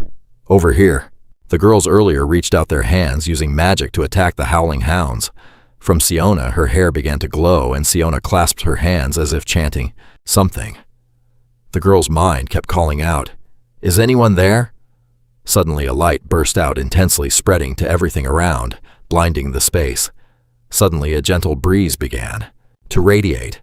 It slowly moved toward the hounds, making them bewildered. The breeze became strong, like a tornado, blowing the hounds away. Soon it formed a barrier surrounding the 4 of them, throwing the hounds far away.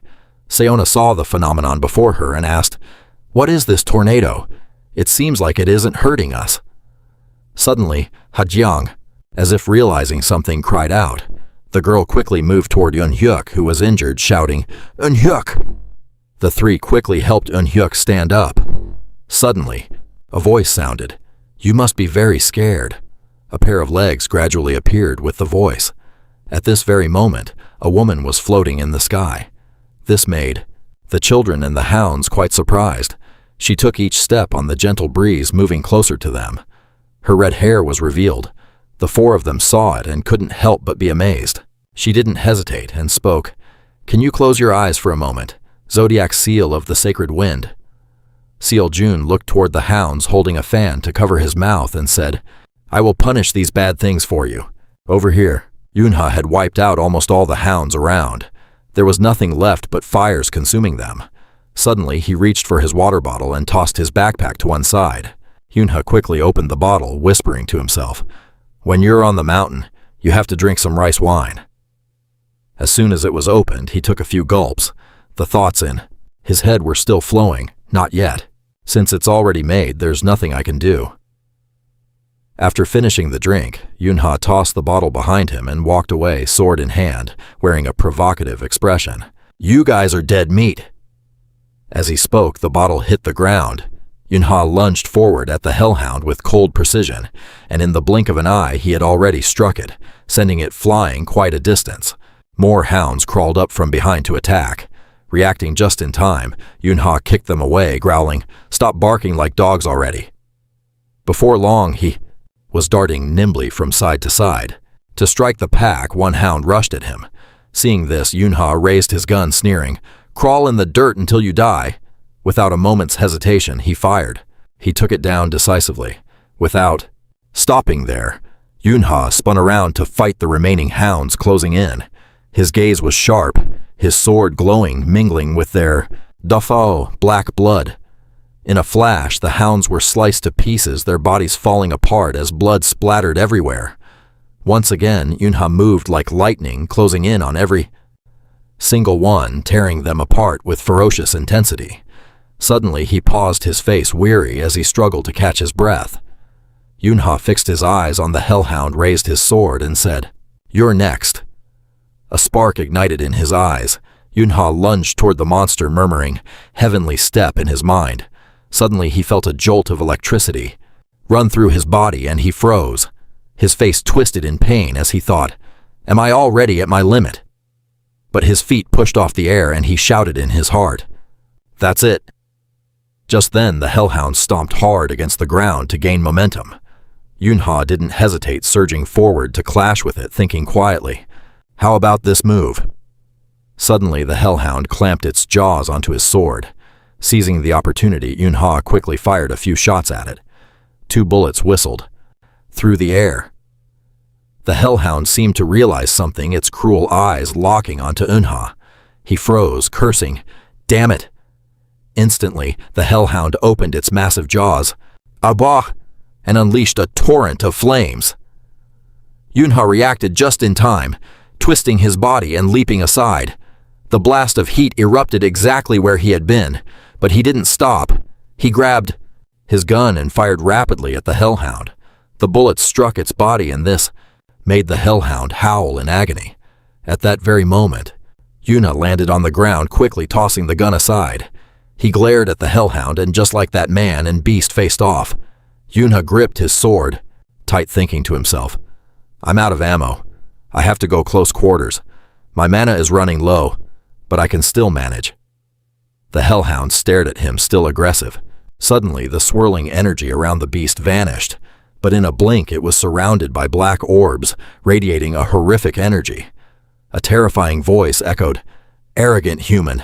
Hearing this, Yunha's eyes widened slightly. He muttered, "It still has the strength to attack." Yunha broke into a sweat. "It has enough energy left for one more strike. Are those slashes? No, something else. Is it trying to unleash a cloud of gas to attack me?" The hellhound roared, "I will destroy you," and enraged, Yunha lunged forward, not caring what it was. He was going to cut it all to pieces. He swung his blade with all his might, but suddenly a dark, shadowy void appeared in front of him. Yunha was surprised. "I don't think it's poison, so I should just blow it away." He swung his blade at the hellhound with all his strength. "You damn thing!" He charged heroically at the hellhound without flinching, even though the blade in his hand was trembling. Yunha worried, "I don't have a shred of mana left." Golden light erupted brilliantly. The clash between the blade and the beast sent Yunha flying back. He stood up slowly, panting, I used the last of my mana to defend, and it still hurts this much." Yunha leaned on his sword. He remembered that bastard, no Yunha. "He looks like he's about to collapse," Jinparang said indifferently. "Leave him be. I don't know why they call him a madman." It's because the true potential of a madman is only revealed in dire situations." A blue light suddenly appeared around Yunha, triggering his inner power. He channeled his energy and stood up, making the ground shake. The hellhound backed away in fear. Yunha shouted, "Now!" He lunged like a gale, crashing straight into the hellhound. "You're done for!" With a ferocious look, Yunha charged. The hellhound realized something, but Yunha sliced off one of its legs. Terrified, the hellhound fell and looked up at him. Yunha prepared to deliver the final blow. The hellhound tried to block, but it was weakening. Suddenly, it created a black orb to push him back. The orb grew larger. Yunha sneered. "You can still call that stealth if the durability is only this much. Then I can just smash it. That's why I told you from the start. I don't know if you remember." "Ah, you blockhead!" He swung his sword, tearing through the black orb, revealing the hellhound inside. Yunha stared at it furiously. He cut the orb open. "Didn't I tell you you are dead meat?" Yunha swung his sword one last time, right in front of the hellhound, slicing cleanly through its neck. The hellhound's head rolled across the ground. Yunha sat down with a thud, sighing in relief. He looked up. Yunha breathed out, "It's over." Then he quickly collapsed. The surroundings turned into golden ashes and drifted away. Seojin smiled. "You kids close your eyes. I'll take care of them." Seojin turned away, smiling secretly. She closed her fan. "Seojin," I scolded. "You idiots, you don't even know how to protect yourselves. What the hell are you doing?" She opened her fan. Seojin unleashed her technique, creating a tornado. She said nonchalantly, "No report until now." Seojin reached out, triumphant. "You guys are toast." Two tornadoes grew even more violent. A purple streak suddenly flew into the two tornadoes, being tossed back and forth between the two. The tornado turned a deep purple. Seojin looked at it confidently. She closed her fan. Seojin looked at the children behind her and waved her fan shyly. The tornado quickly dissipated. Seojin stuttered. "Sorry, kids.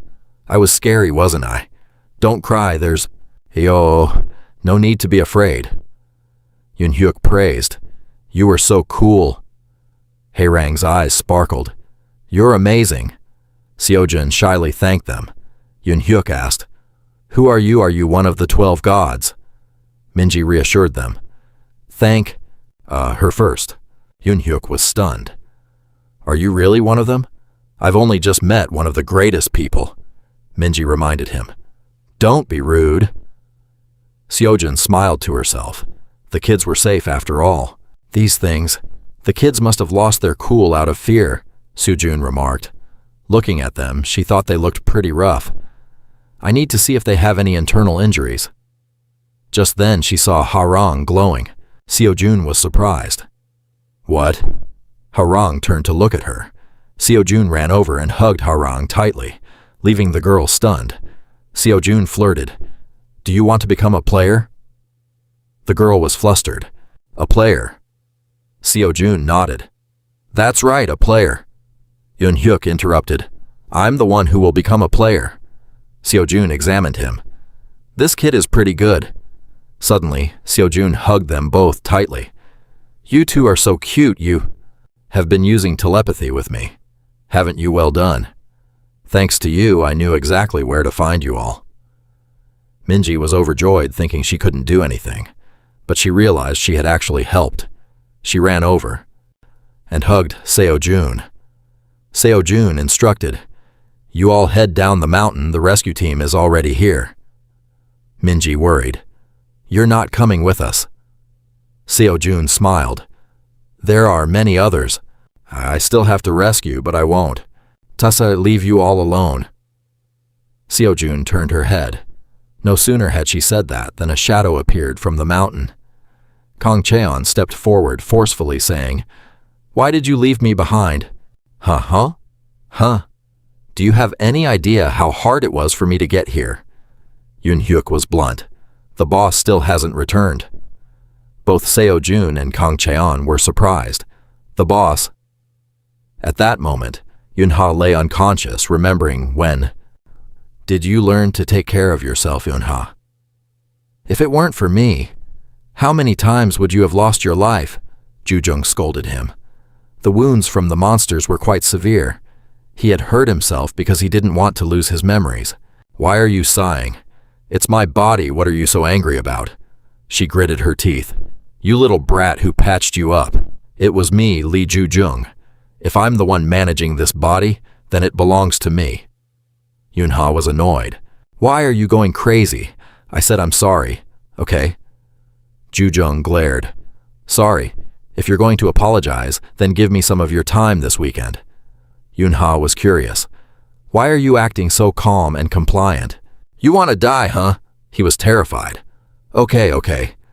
Yunha, in this very moment, opened his eyes. Tired, he sat up in the hospital bed. Yunha looked at his wrists with curiosity. There were no injuries at all. A knock at the door and Seo-jun entered. Hello? Yunha turned to look. Hello? Seo-jun smiled brightly. Are you awake? Does anything hurt? He was suspicious. I'm fine. Did you save me? Yunha thought to himself. A member of the 12 seats. How much does she already know? Seo-jun sat down. Yeah, I just found out, so I brought you to the hospital immediately. Your name is No Yunha, right? He laughed happily. That's right. And her. She shouldn't know I'm a transcendent, right? She was confident. You can just call me Seo-jun. Yunha smiled along. I need to be careful with my words. He realized something. Yunha asked seriously, How long have I been here? And what about my friends? Seo-jun was casual. About 6 hours. Your friends are all fine. Seo-na and Harang were very worried. I've already contacted their families, so they're probably on their way now. He was flustered. Thank goodness they're safe. But what do I tell their families? Seo-jun was relaxed. Yunha, I have something I need to investigate.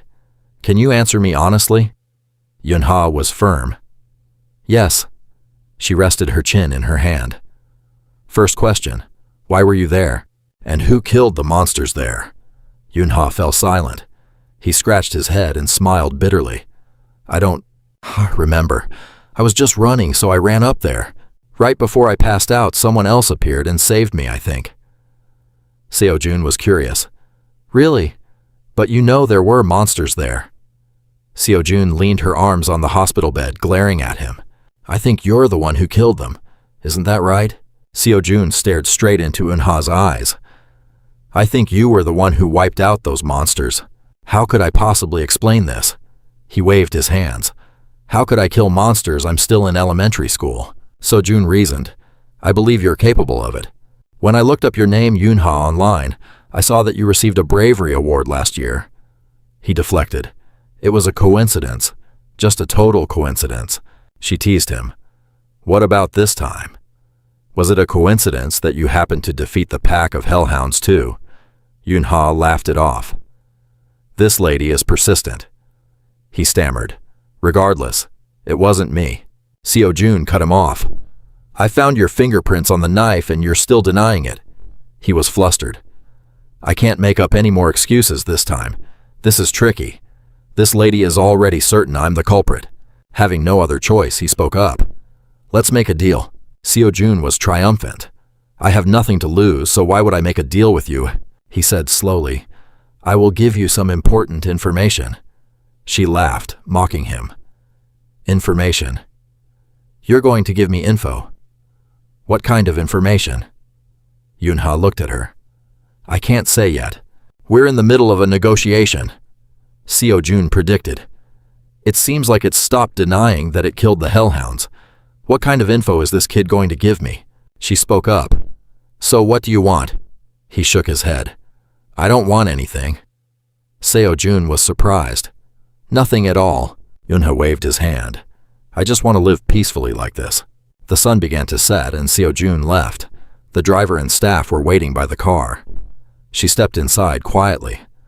Investigate the successors of the Dangun group. Seo-jun remembered, especially the female successors. Yunha had said seriously, and the relationship between them and the head of your guild, the Ocean Guild. Seo-jun froze. She spoke up. I don't like joking around. Are you prepared to take responsibility for this? He was calm. If nothing happens, I will join your guild. Seo-jun was disdainful. Not everyone can just join the Ocean Guild, Yunha. He retorted. Don't you believe I wiped out those hellhounds? She responded. So, Wouldn't you benefit from it one way or another? He looked at her. This is a chance for you to verify your husband's loyalty and gain a useful ability too. Seo-jun sat in the car looking out the window. Can you investigate the female successors of the Dangun group? The driver was curious. The Dangun female successors. Seo-jun agreed. Investigate everyone who has a connection to my husband. Also prepare an assessment report on the monster levels in the Gangnam area. She recalled Yoon-ha mentioning one more thing. You're also participating in maintaining the balance in the Gangnam area, right? She glanced at him. So what? He said calmly. Be careful of new types of monsters. If you underestimate them because they are low-ranked, you're going to be in big trouble. Seo-jun surprised. How do you know Yoon-ha is meddling? Exactly. You need to announce that I've taken charge of this incident. She ordered it, and now I'll be handling the hellhounds on Bukhansan Peak. The driver flustered. But what about that is... He glances at her, and Yoon-ha gives a sinister grin. This won't cause any trouble for you, right? Besides, I'll still be a normal elementary student later. Seo-jun praises the arrogant kid. Interesting, isn't he? Yoon-ha is sitting in a hospital bed when friends come to visit. Today, at 2 in the afternoon, a level 7 hellhound appeared on Bukhansan Peak. Player Seo-jun, 5 of the 12 seats, has conquered the hellhound leader and is currently scouting the entire peak. Among the 34 casualties, the identities have been confirmed. There were also elementary students on a picnic at Bukhansan Peak. The head of the association, Ji Sung-jun, apologized for the incident. The article reads, Protests at the funeral, angry at the Bukhansan disaster. Controversy over Kim Jong-un's resignation. Suicide note found in the cabin. Tragic decision. A few months later, under the bright sun, everyone cheers. Happy birthday, Seo-na. She is overjoyed. Thank you all. How did you know it was my birthday? Minji, confident. How could we not know your birthday? Yoon-ha teases. Don't act so smug. Minji, you're always clinging to the homeroom teacher. The girl yells, Can't you keep quiet? Do you want to disappear? Hajiang laughs loudly. Happy birthday, Seo-na. I made this chocolate myself. Seo-na shy, the thank you. Yoon-hyuk is suddenly doing something on the sly. He jumps up excitedly. We've decided to throw a birthday party at Happy Need. Yoon-ha pulls him back. Did you ask Shin-cha and Ha-jiang yet? Yoon-hyuk confident. Of course, boss. Why'd you bring me along anyway? Minji worried. Everything is still going to go smoothly, right? I'm just worried because you're in charge of this. Seo-na curious. You guys, where are you going? Yoon-ha freezes. Something like that. They run off. You don't need to know, Minji. Back to your seat. Morning class is starting. Ha-jiang scram. I'm heading back too. Seo-na surprised. What is going on? When night falls, the whole family sings happy birthday. The girl blushes. And this too. Yoon-hyuk. Surprise. Yoon-ha laughs. Happy birthday. Seo-na moved. I was wondering why everyone was being so secretive. Thank you all. Minji teary-eyed. Sorry we even prepared a birthday cake. Now you have to... For a blow out the candles, make a wish, and cut the cake right. Yoon-ha calls out, Count to 3, then blow 1, 2, 3. Seo-na, happy birthday. Yoon-hyuk worried. But you're going to be okay, right? Minji says, Jin Seo-na mentioned her dad is an office worker and threatened him to attend her birthday party too. Yoon-ha hesitates. About that. Hung-guk Group is ranked 7th in the Republic of Korea's financial industry. Their main business is split into 3 branches, electronics construction and advertising. The pharmaceutical branch isn't a company. That's too important to the group. Moreover, Young Seo-hoon could merge the pharmaceutical companies to monopolize the market. Yoon-ha flicks Minji's forehead. Stop frowning. If you want to be the heir to the Hung-guk Group, your last name has to be Kim. Got it. But his last name Jin shows that his family isn't the main bloodline. Don't waste your energy thinking about it, just eat. Minji pouting. I'm worried about you, that's why. She runs off. Forget it, just eat alone. Yoon-ha muses. Looks like things are getting complicated again. But it's fine. Whether it's Hung-guk Pharma or Hung-guk Group, if you mess with my family, I'll tear you to shreds. Yoon-hyuk excited. Boss, today I'm going to show you the fruits of my training. Yoon-ha sighs, relieved. No need. Just don't trip, that's all. He runs off. Don't worry, it'll be fine. I guarantee our team will win. Why are you so confident, this kid? What is this feeling? Yunha worried. Hey, what's wrong? Minji, furious. Jojina, explain. The teacher said she'd buy us fried chicken. And pizza if we win. She cries out, my money.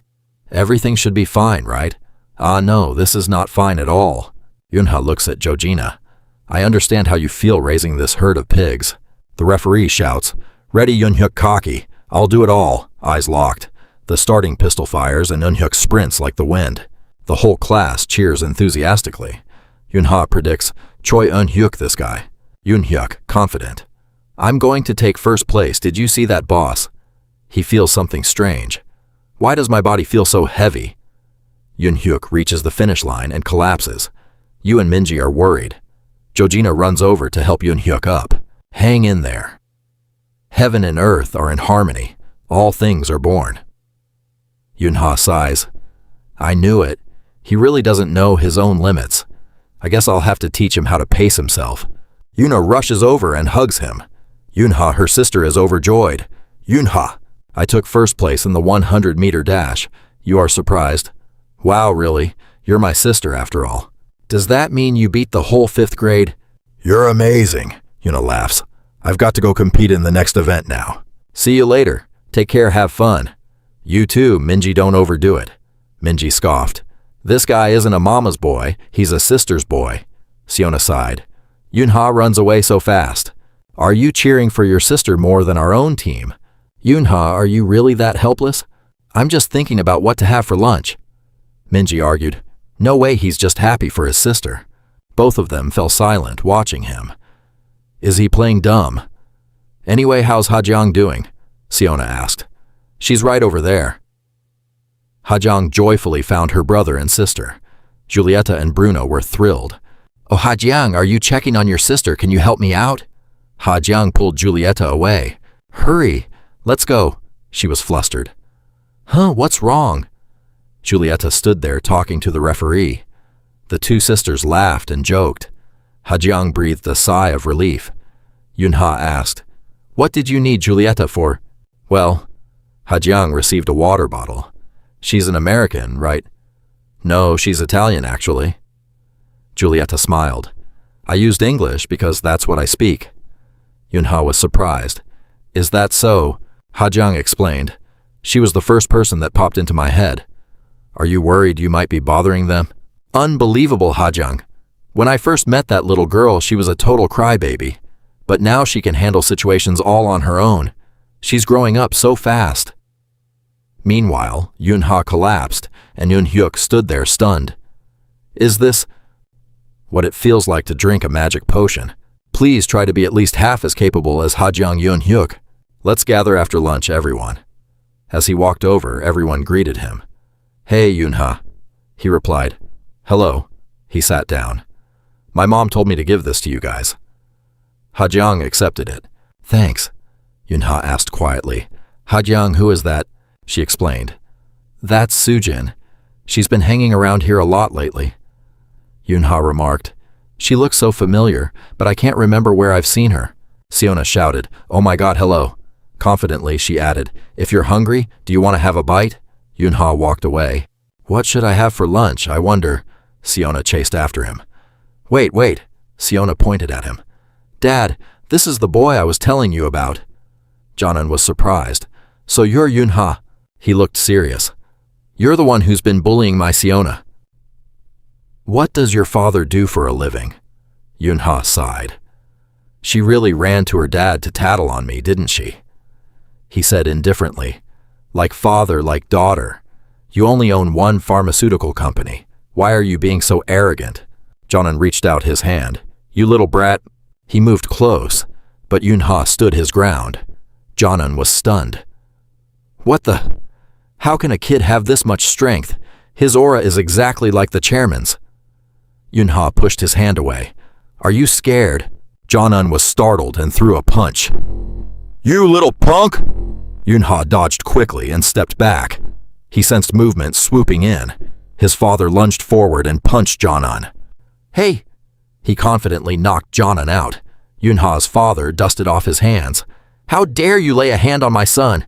Son, are you okay? Are you hurt anywhere? Yunha was terrified. I'm fine. I've dragged you into this, Dad. Jonan got up. How dare you, you dog! How dare you handle him now? Yunha was furious. Damn it, I have to take care of these losers. If he dares to touch my dad, I'll destroy him. Yunha's father smiled lightly. It's okay, Yunha, Dad is here. He stood in front of him, looking heroic. I will protect you. Jonan cried out in pain. How dare you? How can someone worse than a dog like you dare to hit me? He ordered his men, catch him. Yunha figured if he dared to do anything to his father, he would finish him. His father reassured him, Son, it's okay. I can handle this. Jonan screamed, You, who are you? Do you know who I am? His father replied calmly, I know exactly who you are. Jonan was surprised. What? Yunha's father explained. You are Jin Jonan, chairman of the pharmaceutical company. He goaded him. In that case, do you remember who I am? Jonan panicked. You are a department head at Sirius, aren't you? Jonan was anxious. Why is a department head from Sirius here?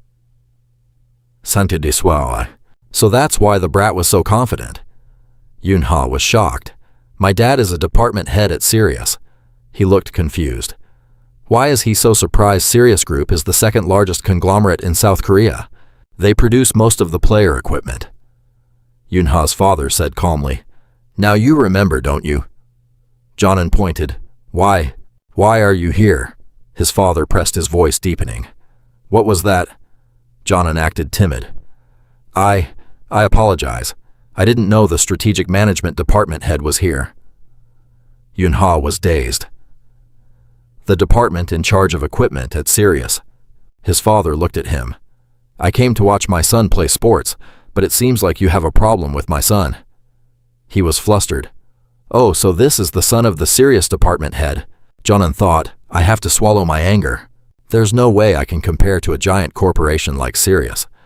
Plus, he's a key member of the equipment division at Sirius. Jonan bowed his head. I apologize. Please forgive this uncle of yours. I can't afford to provoke him. He's going to inherit the corporation. He pointed at Siona. My daughter also wants to apologize. She looked shy. He ordered her, Jin Siona, hurry up and apologize. Siona looked dazed. She turned to see everyone gossiping. Are they fighting Jin Siona, and no Yunha looks like Jin Siona lost. Serves her right. That'll teach her for bullying others. Hey, don't look at her. You might get dragged into it. Siona trembled. I'm sorry. She ran away. Yunha was exhausted. Good grief. Yunha's father said naturally, Well then, we'll be going now. Let's call it even after that punch earlier, shall we? Jonan bowed and scraped. Punch what punch? I didn't get hit by anything. He bowed. Safe travels, department head. No. Yunha was worried. I'm done for. I'm about to get scolded. His father placed a hand on Yunha's shoulder. Yunha looked up. Yes? His father said with concern. If something like this happens again, you cannot handle it yourself. You have to tell Dad, okay? He said it seriously. Yunha, you're still young. You still need your father. It's okay to lean on your parents sometimes, kid. You know, just let the wind blow your worries away. Take a moment to reflect on what you're feeling. Touched by his dad's warm words, he happily says, Yes, thank you, Dad. He feels a firm resolve not wanting to lose this warmth. At dawn, the man in the vest is smoking. He turns and says, Did I really have to come all this way just to recruit you? I want to do something big, but there are a few people blocking my path. I need your help, the hooded boss asks bluntly. As for money, the man in the vest casually replies, I want to be paid in advance, $1.5 million now, and if it succeeds, I'll pay you another $1.5 million. The hooded boss turns to him, extending his hand, and a blue light glows. Understood. Suddenly, the suitcase full of money vibrates violently. He pulls it toward him, sighs, and then bursts into laughter as his cigarette butt falls onto the Danan shopping center floor. Unha happily runs ahead while Unha, the other one, watches worriedly. It's been so long since I've been here, but I'm still so tired. Julieta encourages him. Unha, you can't be tired yet. We just got here. Bruno laughs. Sorry about that, Yunha. He sighs. Go buy me something good to eat. Bruno replies, Sure. Yunha glances at him. I always get this creepy feeling whenever I'm around him. How could a regular office worker possibly conceal his mana this perfectly? Let me take a closer look. Bruno speaks up. Yunha, what's wrong? He turns away. Where is she? Where's Julieta? That guy is definitely not normal. Bruno says, Her cousin said they went to the 5th floor. Yunha sighs, exhausted. This is going to be hard to find. Yunha, the other one, happily says. And now you can hide your mana too. Bruno holds it out. Don't worry, we have this. Yunha is surprised. A phone. Is it tracking their location? He worries. Does Julieta know about this? Bruno puts it away. That's a secret. Yunha grows suspicious. This guy is so sketchy. Bruno coughs. Let's go. The two walk forward, one after another, brushing past a suspicious hooded man. He grins viciously. Let's begin.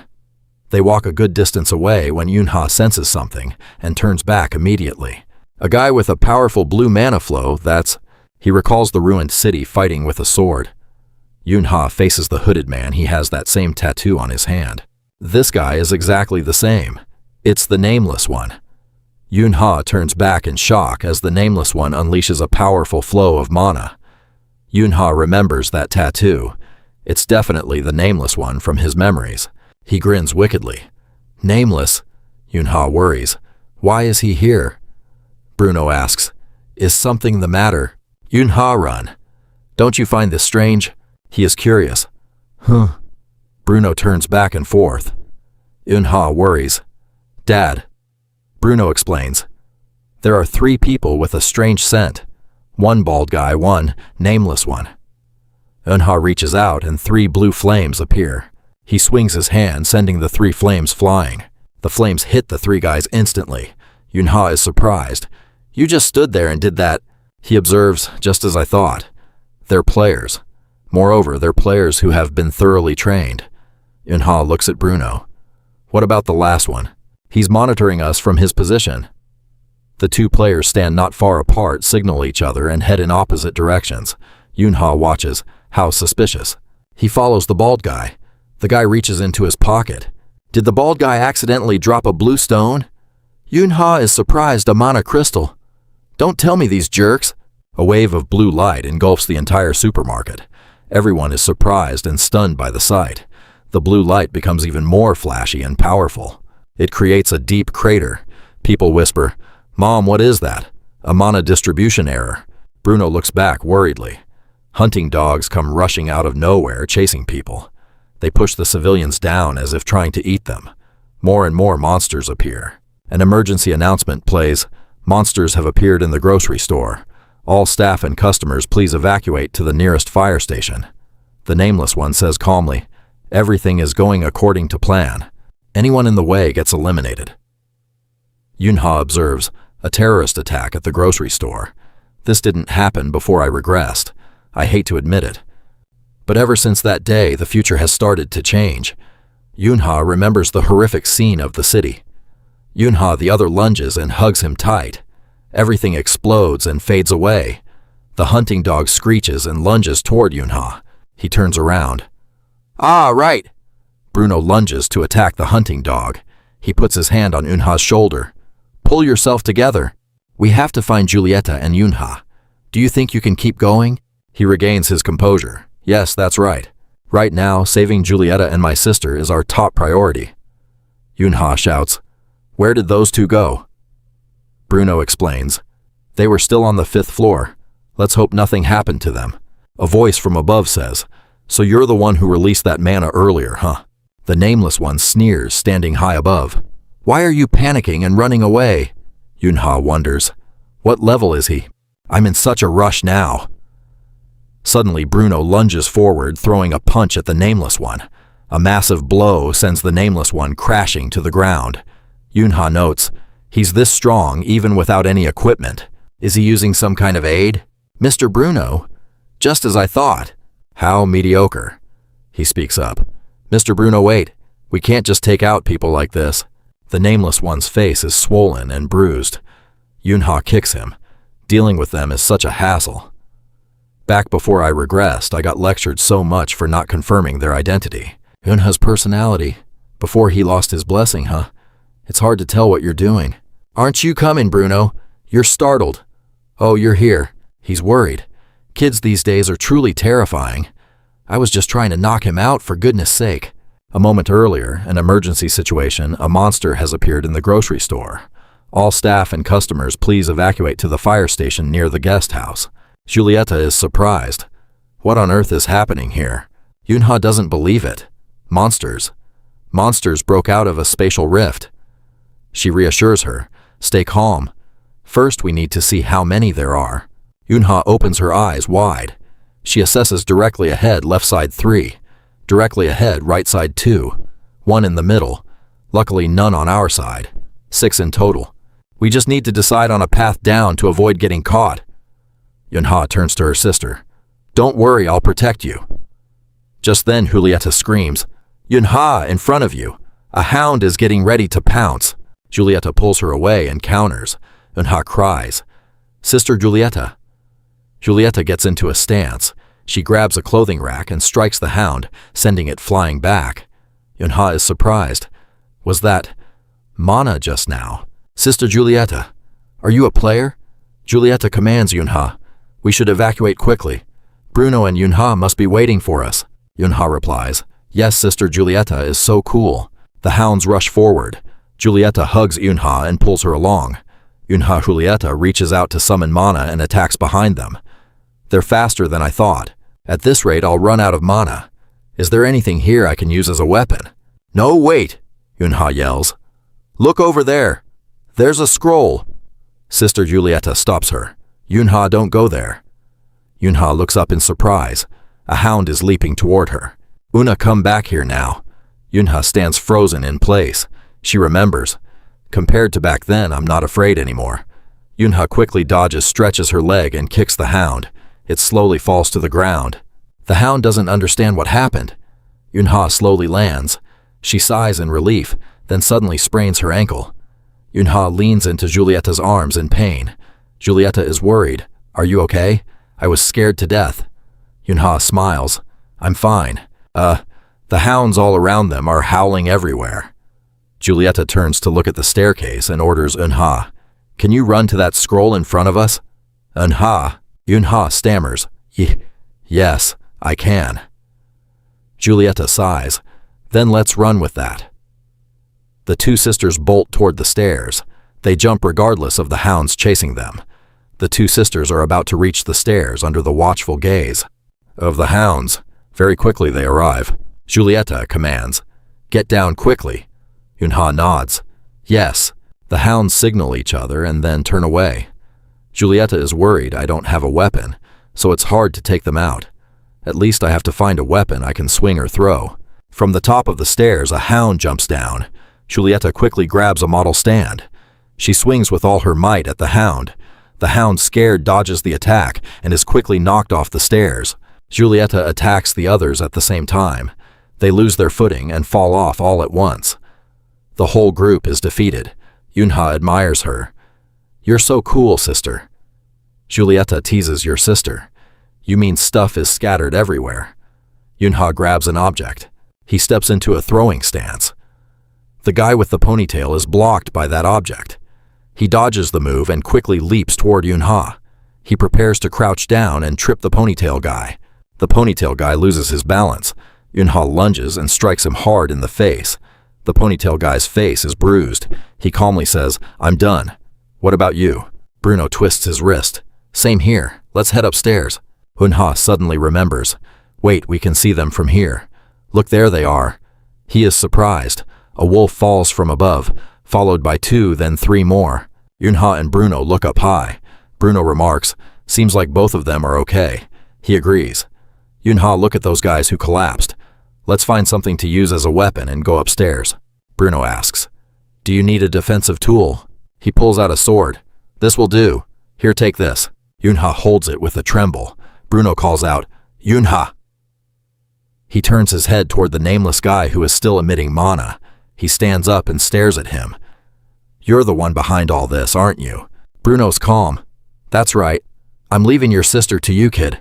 Yunha is cold. "No. I will deal with the one behind this with my own hands." The smoker gloats. "Oh damn, a foreigner for real." The guy in the tie laughs. "This looks like it's going to be fun. Isn't all that chaos enough? Why would a cat turn down a free meal?" "Julieta, calm down." Yunha. The guy in the tie says, "At a time like this, you should be worried about retreating. Go ahead and leave slowly." The smoker crouches down. "Let's slip away quickly before that Shinra guy arrives. But just before that, why don't we have a little fun first?" Julieta grinds her teeth. Disgusting the guy in the tie. "Should we just take it slow and then retreat?" The smoker replies, "Got to hide before those bastards from Shinra arrive. But before that, we should have a little fun, shouldn't we?"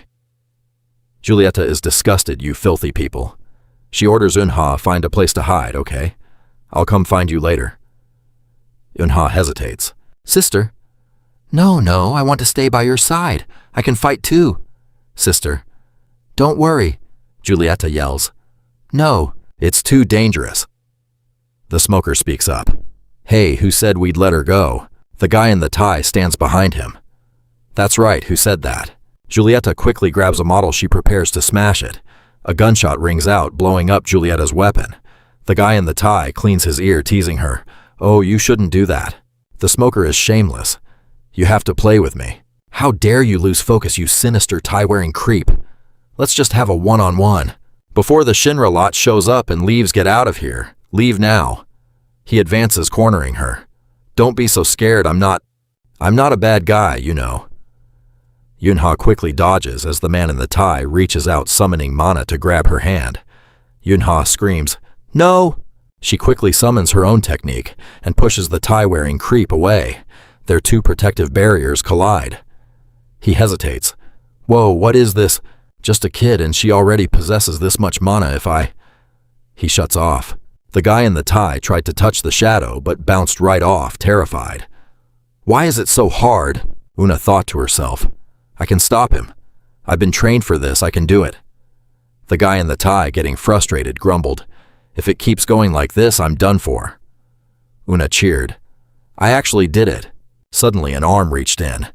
"Of course I can break through." He grabbed Una's hand. The guy in the tie cheered. "Gotcha now."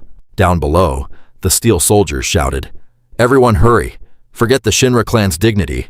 Just save the others first." Everyone turned around. What is that?" "A slime is escaping. Which squad does that belong to?" "Quick, call the long-range attackers here." The bald guy charged forward.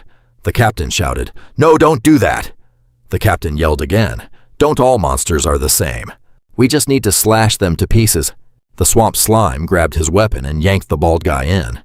The slime slowly started devouring him. An alert sounded. "Everyone fall back. Physical attacks have no effect on the slime. Report the situation at the shopping mall. We'll hold our ground until the mages arrive." The guy smoking smirked. "Perfect.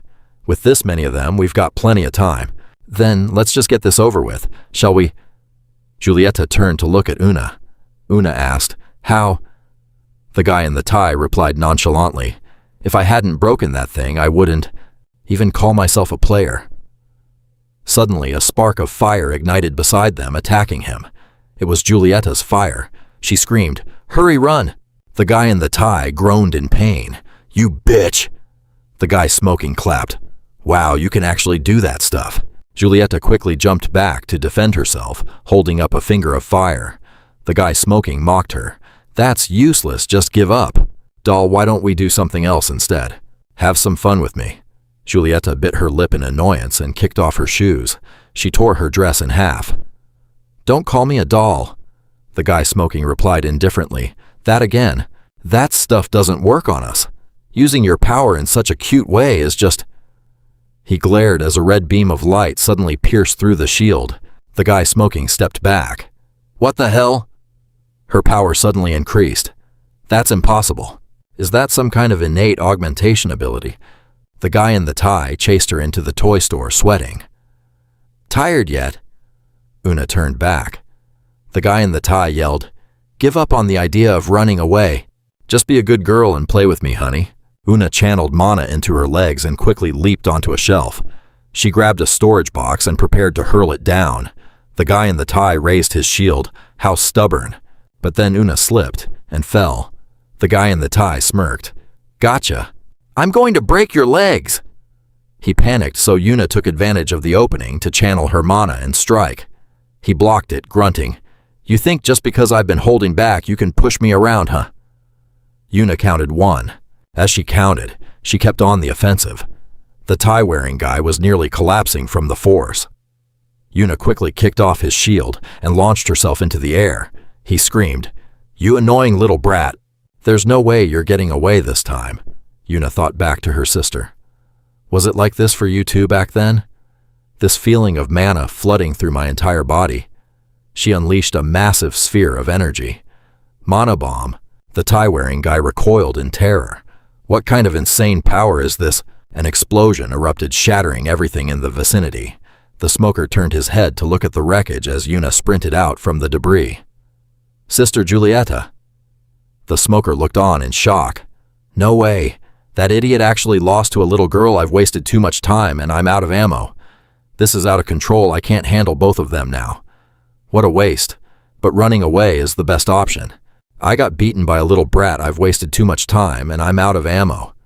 This situation is out of control. I can't handle both of them anymore. What a waste. Running away is the best policy for now. Julieta, get back, Una shouted. Don't come any closer. Just stay back.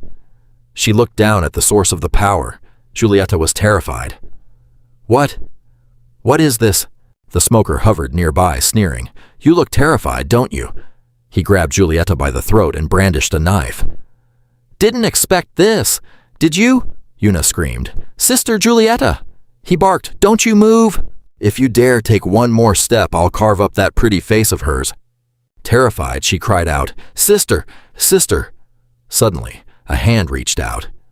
The tie-wearing guy slammed Una's head into the ground. She gasped in shock. How? How did you? He laughed. What did you think? You took me out? As if a player like me would get beaten by a little brat like you. Una thought to herself, I just can't give up like this. Suddenly, Una surged with mana, forcing the tie-wearing guy to retreat. He looked worried. Huh? What is this? This amount of mana? It's overwhelming. At this rate, it's going to explode. Una cried out, Sister Julieta. She struggled to move, but the smoker stabbed Julieta in the stomach. Una wailed, Sister Julieta. The smoker yelled to the tie-wearing guy, You want us all to go down together. Una was dazed, whispering, I will save you, sister. The tie-wearing guy knocked Una to the ground. She opened her eyes. Just a little bit more. The smoker dismissed it. Forget her, let's get out of here. The tie-wearing guy muttered, What a waste. Her mana. Do you all want to die together? Though then I'll save you. That guy in the tie knocks her down to the ground. She opens her eyes just a little more. That smoker guy says, Forget it. Let's get out of here. The guy in the tie mutters, What a waste, and her mana. It was both so abundant and so beautiful. If only I were a little stronger. Una woke up from her dream. A voice echoed, Who is it? Do you desire power? Una was stunned. True power. Can you really give that to me? Suddenly Una shouted, Don't listen to it. Turning back, he scolded her. It's too dangerous. Even if this time, we made it through this time. But who knows what the next one will bring. No, I'll do whatever you want, so you just have to promise me you'll live a normal life, okay? If that voice echoes again, you absolutely must not listen to it. Promise me. Una looked at her, reached out, and hooked her pinky. Yeah, I promise. Una sat up. Yunha, I'm sorry. It's my fault too. There are things I absolutely must protect. She remembered everyone being happy. With these hands, Una stood up. I need strength to save her, so. The tie-wearing guy laughed mockingly. Oh, you can still stand. He threw a punch. Go back to sleep, Una calmly whispered. Please grant me. Her eyes opened wide. Grant me strength. The tie-wearing guy shouted, Just stay down. Una spoke up. Please. Ah, grant me strength. Yuna quickly smashed her fist into the tie-wearing guy's face. He was sent flying. The smoker screamed, "You bastard!" Yuna looked up. "Bruno!" He placed his jacket over her shoulders. "Bruno, you did well," Yuna said. "From now on, leave everything to me." The smoker sneered. "You big bear-like bastard." Bruno lunged in a flash. He grabbed the smoker by the head and slammed him down. Bruno crushed him hard into the ground. Bruno said anxiously, "Giulietta." The tie-wearing guy tried to grab a knife. He was trembling. He picked it up, shaking. Bruno's hand gripped Giulietta, worried. Suddenly, the tie-wearing guy lunged, but Bruno turned and struck, pushing him far away. He stepped forward. "For everything you've done to Giulietta and Unha." The tie-wearing guy panicked. Spare me!" Bruno reached his fist toward the man's head. "You will pay for those things with your own life." A few days before the terrorist attack, at the department store, Kyung-won shouted, "I've done everything you told me to do. What else do you want from me?" He was trembling in fear. Kyung-won prepared to pull out a weapon. He lunged, "I'll kill you and that Ji Seongjun too." Kyung-won stabbed but missed. He was terrified and sweating. Suddenly, a sword pierced his chest, a talent capable of distorting the enemy's perception. He turned around. Nameless nonchalantly said, "You talk too much." Kyung-won was choked by a chain. Nameless threatened, "This is the message the guildmaster wants to send you. I'll look after your family, so don't worry about a thing. Especially your wife, I'll take very good care of her." Kyung-won struggled, then eventually went limp. Nameless praised him. "Thanks for working so hard. Farewell." News a suicide note was found in the vice captain's cabin. Chairman Kim Kyung-won. Investigators believe he chose to end it due to grief. Sabayok Department Store Logistics Warehouse. Nameless scoffed, "Is there nobody here but you lot?" Bolcut replied, "The Flower Association has arrived. We can't reach the others." Nameless calculated, "They're faster than I anticipated. Let's retreat quickly. They're probably off doing more useless things." Bolcut nodded. "But who is the kid behind you?" Nameless turned around. "What kid?" He looked at Yuna in terror. "You've been talking for so long and you only just realized I'm here." Nameless panicked. "What's wrong with this brat? How long has he been hiding behind me?" Bolcut was confused. "What's wrong? Do they know each other? Or is he just a lost kid?" If that was the case, he spoke up. "Why are you staring at the kid so much? I'll take him out in one hit." Bolcut laughed.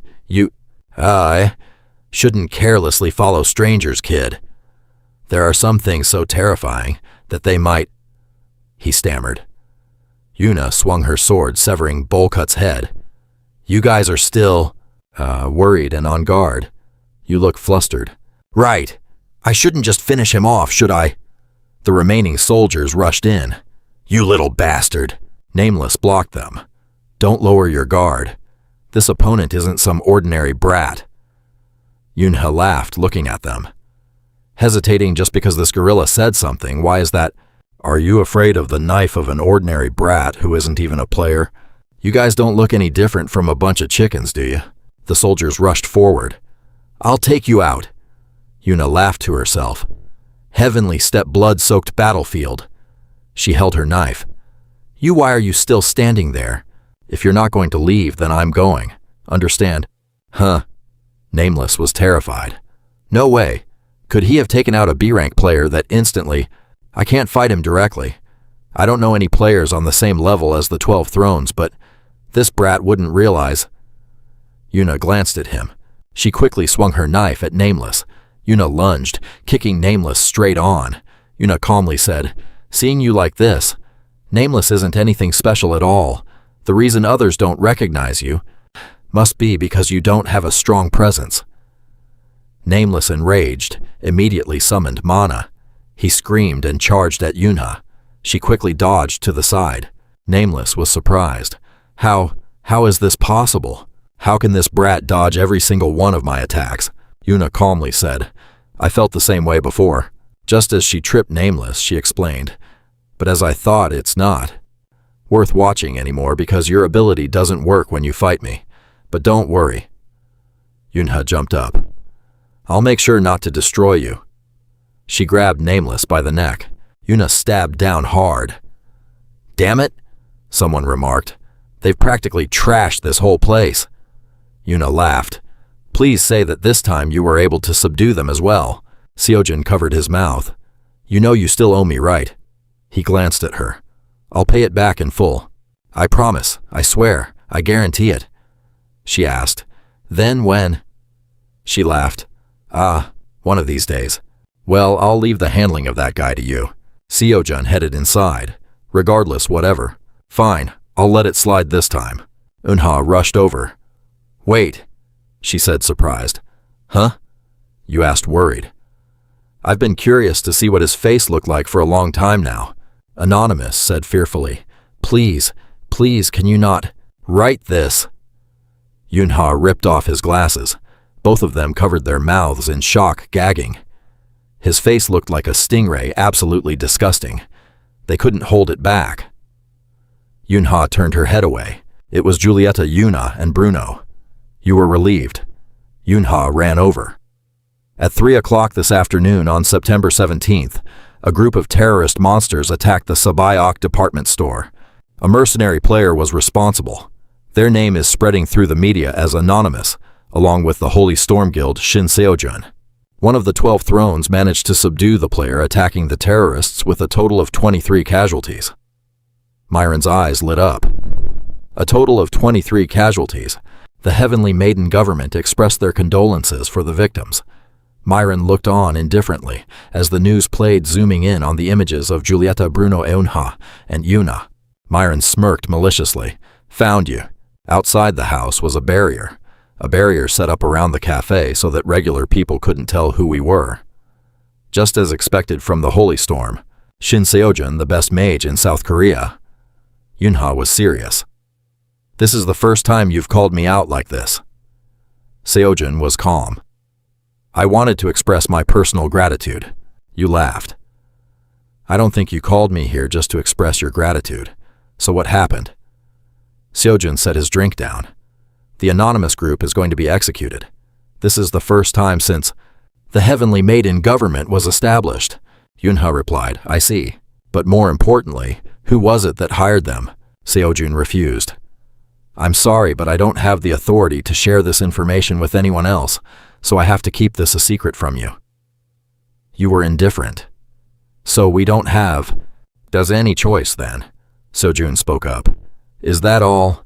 Yunha was serious. Right. What happened with the Sabayok group? Seojun explained.